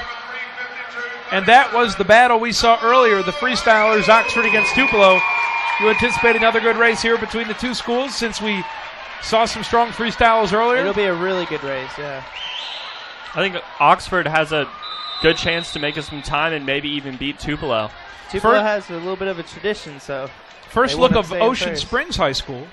As you mentioned, tradition, not much of a tradition today from Ocean Springs, but you were talking earlier, Ben, about an opportunity to still maybe get up on that stand as a team and as a relay team if maybe some of the individuals didn't qualify. They're up in lane 5. Yep. And I can imagine it would be so tough to sit around all afternoon, not racing, and just wait for seemingly forever for this moment to finally come. And it's here for Ocean Springs. You see them in lane 5, fourth from the top. And it's Tupelo with Ocean Springs down in lane 3. That's Oxford in lane 5. But those are your 3 strongest so far. Tupelo, the best prelim time as we close in on the 75-yard mark. It's Tupelo and Oxford, lanes 4 and 5. Did you guys each have a preferred leg to swim in the relay? No, it really just depends on how fast your times are, really. And then the coach will place you where he thinks you might need to be in the relay. So it really just depends on your time that day, like if you swam the 50 earlier that day or something like that. So I really like to go either third or last.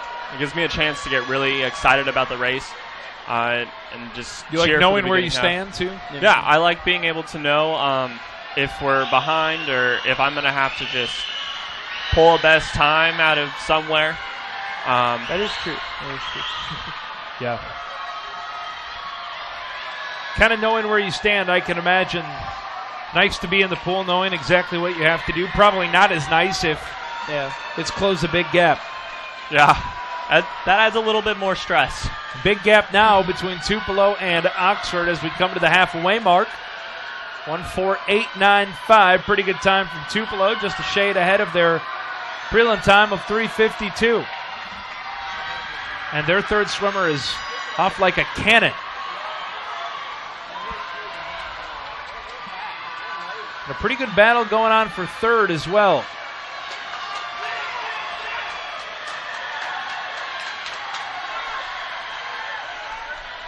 Tupelo makes the turn, still in control, and this is when you talk about relaxation, about closing strong, the last event of this state swim meet. Last time ever in a pool at the high school level for some of these swimmers. It gives you a little bit more of an edge, too, because you're, last race of your whole entire high school career, so. Tupelo's going to head to the anchor leg at 2:47.33.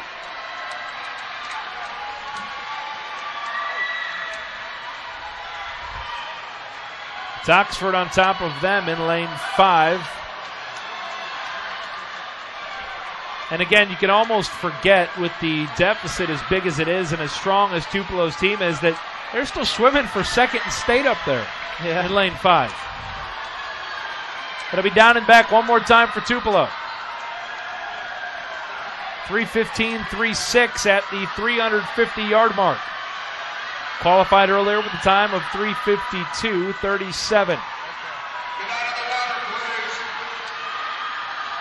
As you said, the energy level very high right now. It's been great all afternoon. Look at the crowd you see right there. They have come out in numbers to support, and it's been a whole lot of fun. You see a lot of Tupelo fans down there. A lot of Tupelo swimmers down there, and Tupelo gave them a reason to cheer. How about 3:46.56? 6 seconds faster than the prelim time. Oxford in second, and we're going to have a third place to Ocean Springs.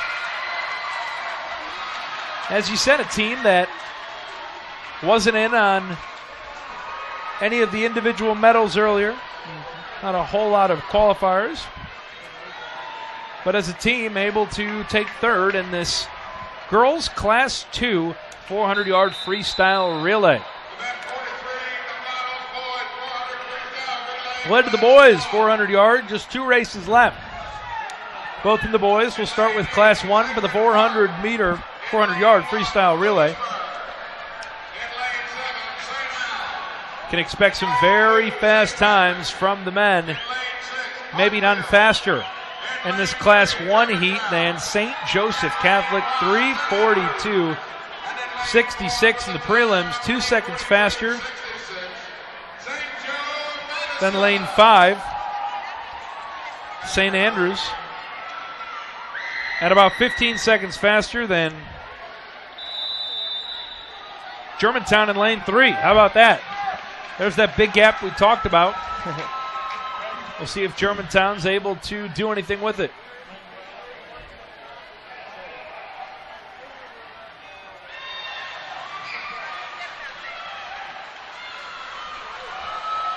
And here we go. Final 2 events. Again, I can imagine an afternoon of waiting around in anticipation. Trying to stay loose, trying to stay cool, and I guess the other thing that you don't think about unless you're a swimmer competing is that after one of these races, even if you're done for the day, there's still a whole routine of taking care of your body and winding down in the correct way so that you can recover. I mean, I'm sure some of these seniors now, they're probably like, I'm not cooling down, I'm done for the day. Yeah, I see one fellow eating a cheeseburger down there on the pool deck. Exactly.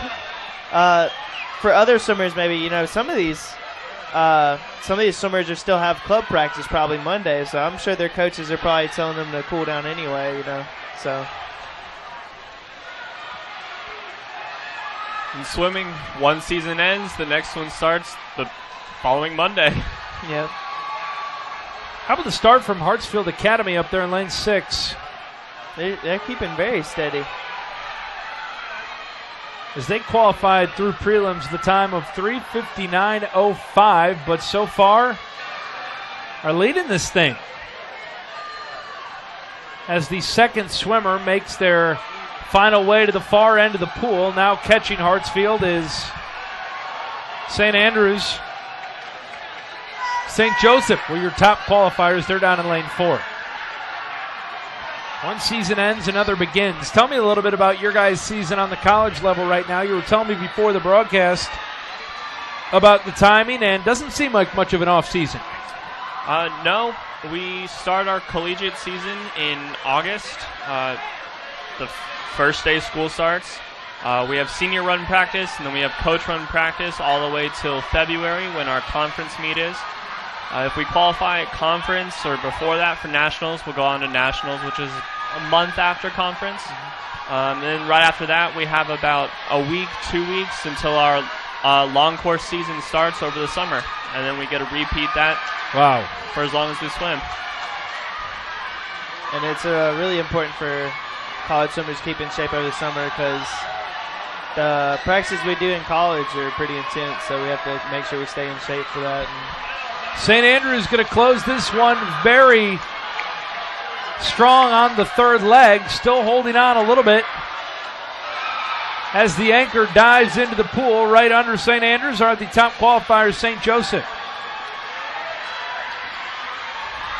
I can imagine, too, if you're trying to keep the onus on yourself as far as training, it can be tough at times when you're away from the team to not have that push, to stay motivated, not only with your actual training, but with your sleep, with your diet.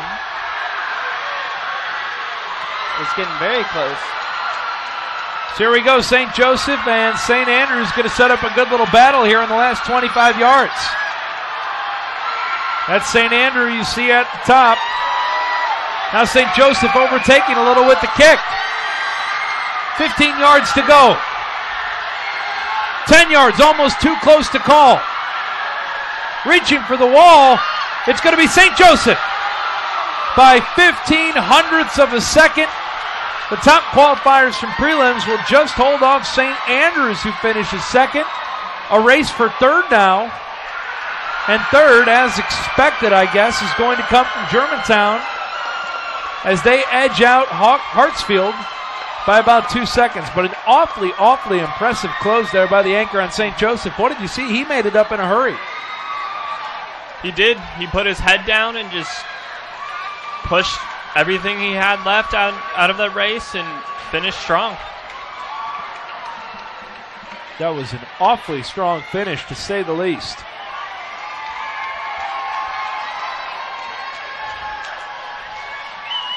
And St. Andrews finishes second. Germantown finishes third. There you see St. Joseph. What a fantastic anchor leg. So we'll finish now our last event of the afternoon, guys. The boys 400-yard freestyle relay from Class 2. Expect some very, very fast times here.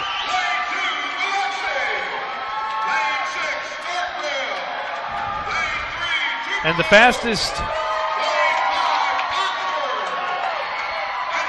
maybe events of the afternoon in terms of the energy level and the excitement level in this pool. Prelims, Madison Central. What do you think? Ben Vaughn, 3:25.85 in the prelims. I think it'll be a little faster than that. Some of these guys are seniors, and I know they're going to pull out something more than they did this morning.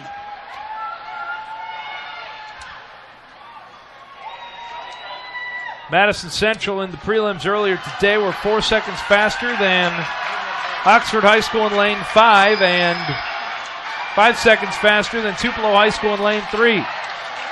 So certainly some team state title implications on the line here. Madison Central not wasting any time in lane 4 after the first 25. What are you guys seeing so far? He's keeping a really good stroke going. His flip turns are good. He's trying to get some depth off his turns, and he knows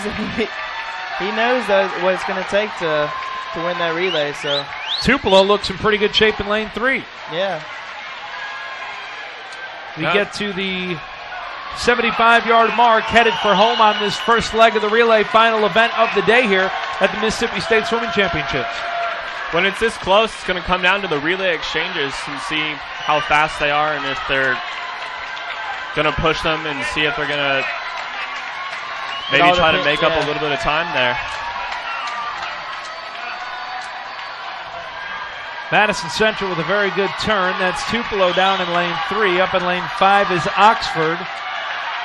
Don't forget about lane 6. Starkville still holding on as well. It's the second leg as they make their way down to the far end for the final time. Madison Central still has a really good lead. Yeah, their swimmers are really good about staying up on top of the water and driving their legs. And I think as a non-swimmer, or maybe if you're just watching this at home or wherever you are, you don't think about all the technical stuff that you guys work on in practice. You think about technicality with the golf swing, but with running or swimming, unless you're doing it at such a high level, you may not think about everything that goes into it.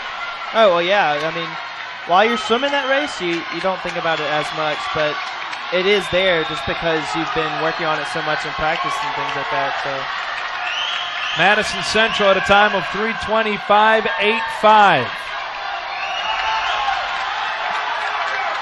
This third leg swimmer to the far end for the final time.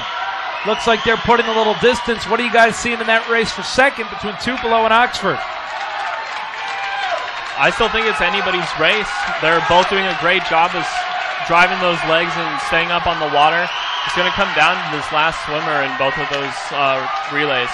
Really, really good dive off the blocks.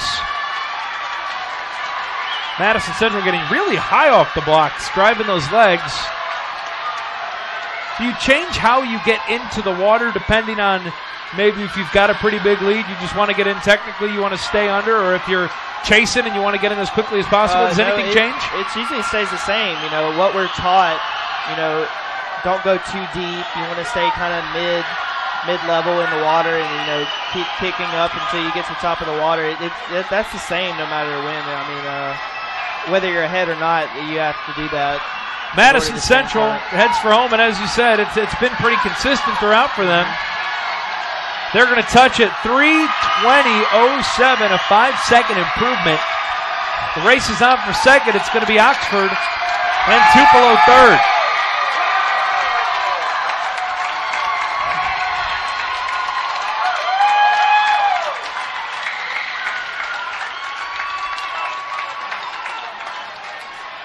We hand it over to the crowd for a minute. How about the excitement? See the Madison Central team there as they finish with a time of 3:20 and 700. Awfully impressive. The pool deck, awfully impressive how crowded it is down there behind those blocks as well. We'll take a break. Come back, have the medal stand, also the team awards, as we've had a very exciting afternoon at the Mississippi State High School Swimming Championships at Delta State University.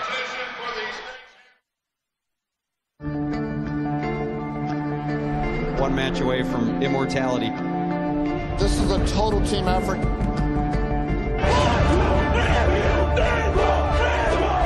We're gonna come at you in one shot at this.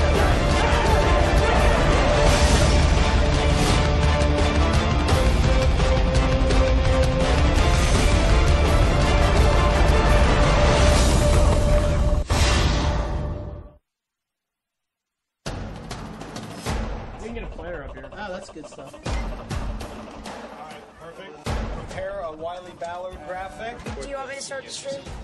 Start the stream. Camera 3. Beautiful. We're coming in on 1. For more information on how your school can join the Play on School broadcast program, go to playonsports.com/SBP. What an entertaining way to close out the Mississippi State Swimming Championships here at Delta State University. The 400-yard freestyle relay. Impressive performances across the board. We see the Class 1 girls here. That's Lewisburg. And that is Cleveland High School. And, man, I see now why they save it for last. That was about as exciting as it gets. We bookended the meet with the 200-yard medley relay and the 400-yard freestyle, and a couple of awfully entertaining starts and finishes. See, there's St. Andrews, 400-yard freestyle relay Class 1 champions, the defending Class 1 girls state champions, and they did not disappoint today on an individual or team basis. You know what they say about the girls at St. Andrews. Good swimmers. They were very, very good today. The 400-yard freestyle relay Class 1 champions.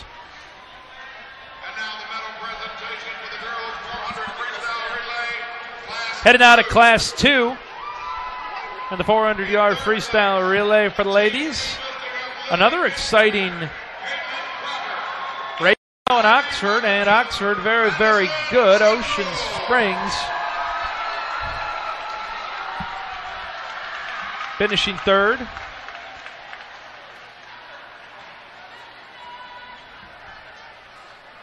And everyone now thinking about the team competition. You can see the results being tabulated up there. Very, very exciting. And we will have those overall team championships for you coming up after we hand out these freestyle medals. How about Ocean Springs finishing second? Impressive performance from them.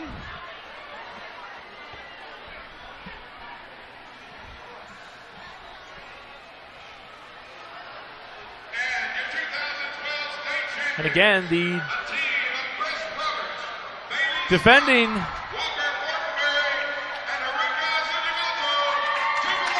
state champs for the girls and the boys in Class 2 is Tupelo High School. Did they put on a show today? I would think pretty good chance of repeating for the Tupelo girls. I would agree. Seen a lot of Tupelo up on the medal stand today.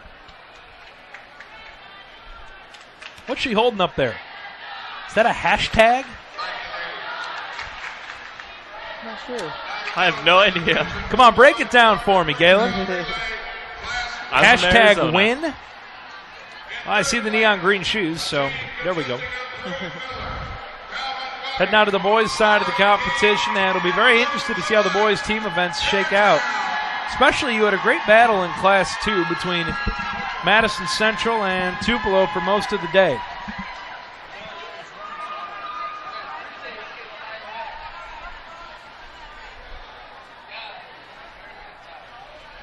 Those are your boys' Class 1 third place finishers. That is Germantown High School.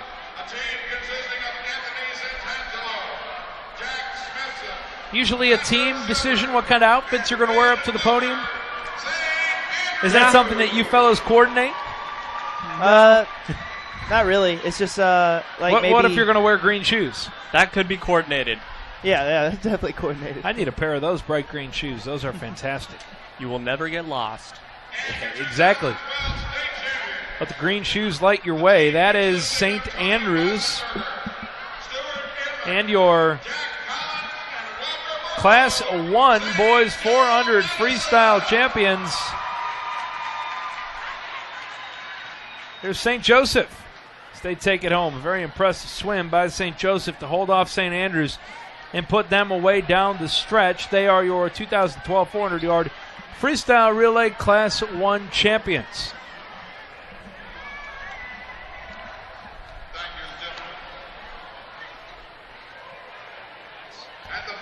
We'll head now to Class 2 for that 400-yard freestyle relay.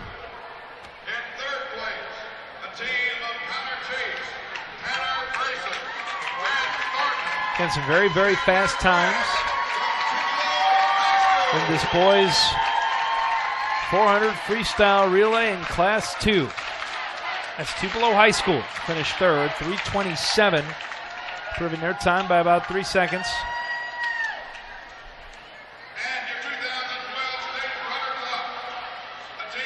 State runners-up were very good as well.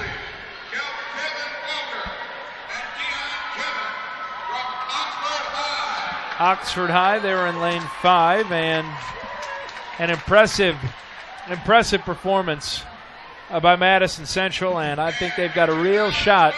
If I were handicapping it right now, just based on what we've seen on taking home that boys team title, I think it's going to be them and Tupelo. It's going to be very, very close in Class 2. Yeah. Both schools brought their A game, and it'll be interesting to see who won. Well, we know this much for certain. Madison Central are your boys 400-yard freestyle relay Class 2 champions. An impressive performance. The rest yet to be ironed out. Will there be repeat performances in Class 2? The boys and girls of Tupelo looking to defend their championships. Class 1, the boys of St. Aloysius and the girls of St. Andrews. So everyone here sticking around, waiting to see who will take home the team titles. The atmosphere has been electric all afternoon, and we'll see the eventual payoff coming up in just a few moments as you see the camaraderie to wrap things up from the boys of Class 2 in the 400-yard freestyle relay. Again, Madison Central beating out Oxford and Tupelo High School. Take it down.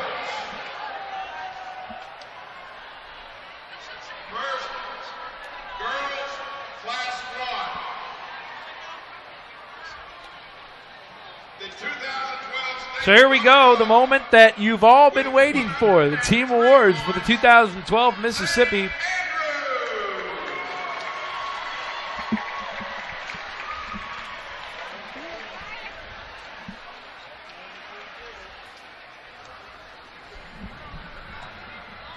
And the ladies of St. Andrews taking a familiar spot atop the podium.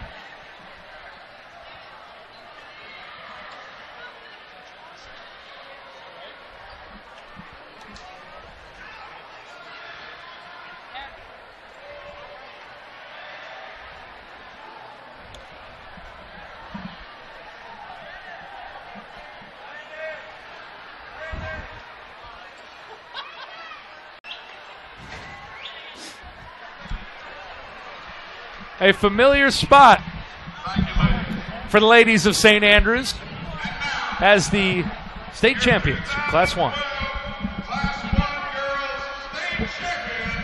Oh, that.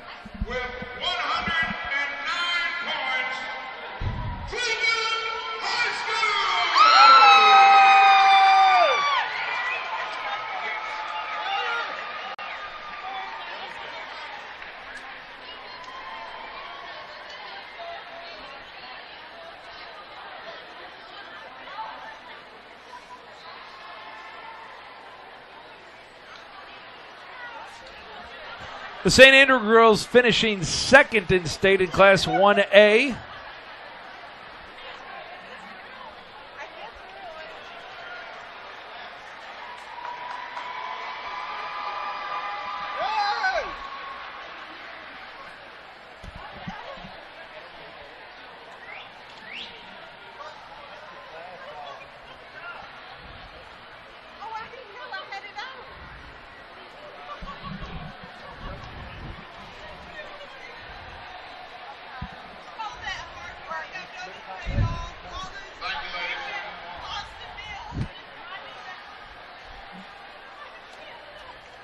And Cleveland High School, your Class 1 girls state champions. Bear with us here, folks, as we bring you the team awards.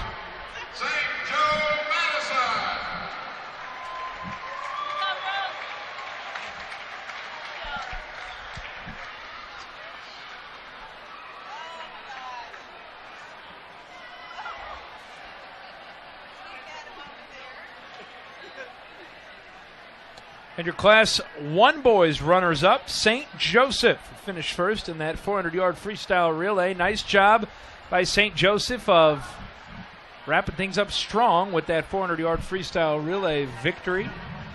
Again, Cleveland High School, your girls Class 1 state champions. St. Andrews, the runners-up. We apologize for any confusion as we get you these awards as quickly as we have them. We're getting them to you. Total points of 101, St.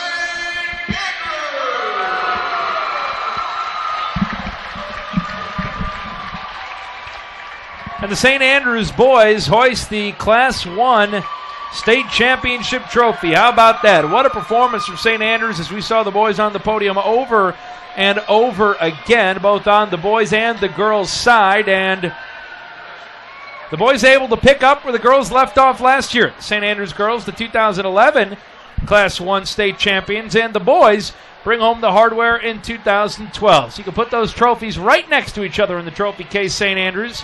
Certainly a state swim meet to be proud of.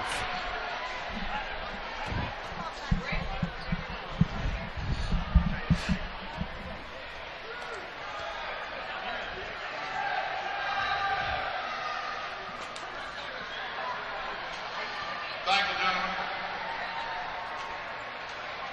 And now, Class 2 girls. Your 2012 state runners-up. We'll now give you your 76 points. Starkville High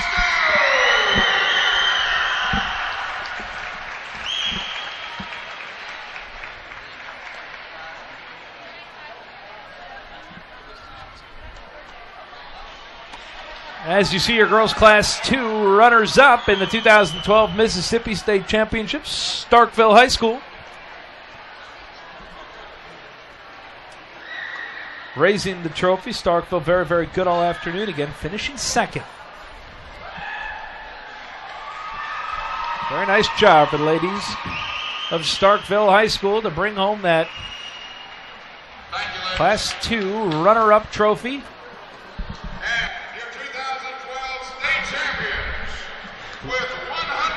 At least something good happened in Starkville today after Texas A&M took it to the Bullies. There you go. Can rally around that Class 2 runner-up trophy. And for the second year in their title successfully, the ladies of Tupelo High School, who by my count led pretty much wire to wire this afternoon, and are your Class 2 swimming state champions, and had the wherewithal and the time to apply face paint. We have a small reception party for Tupelo up on that podium, but doesn't diminish the job that they did this afternoon. Absolutely fantastic. The Tupelo girls defending their 2011 state title in 2012.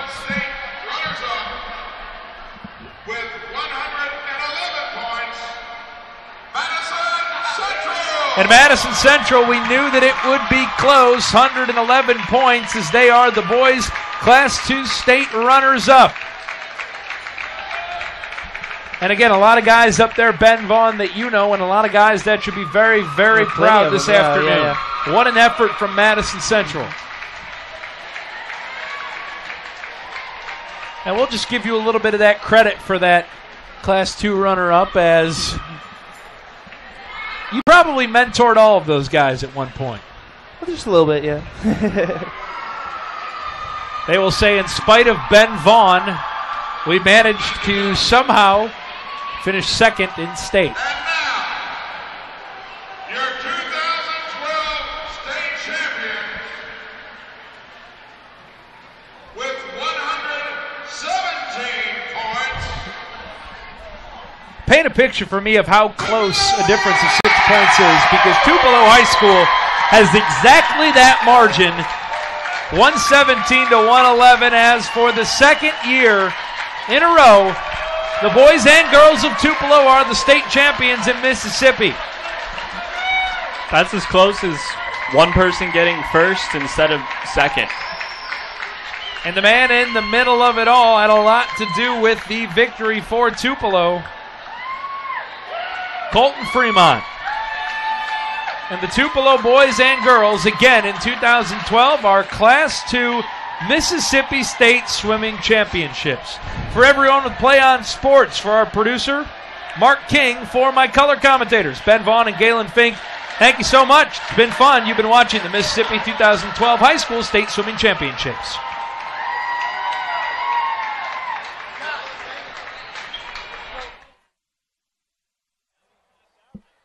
Thanks. Good work, everyone. Thanks, guys. Hope it didn't get too corny in time. Trying to think of shit for us to say.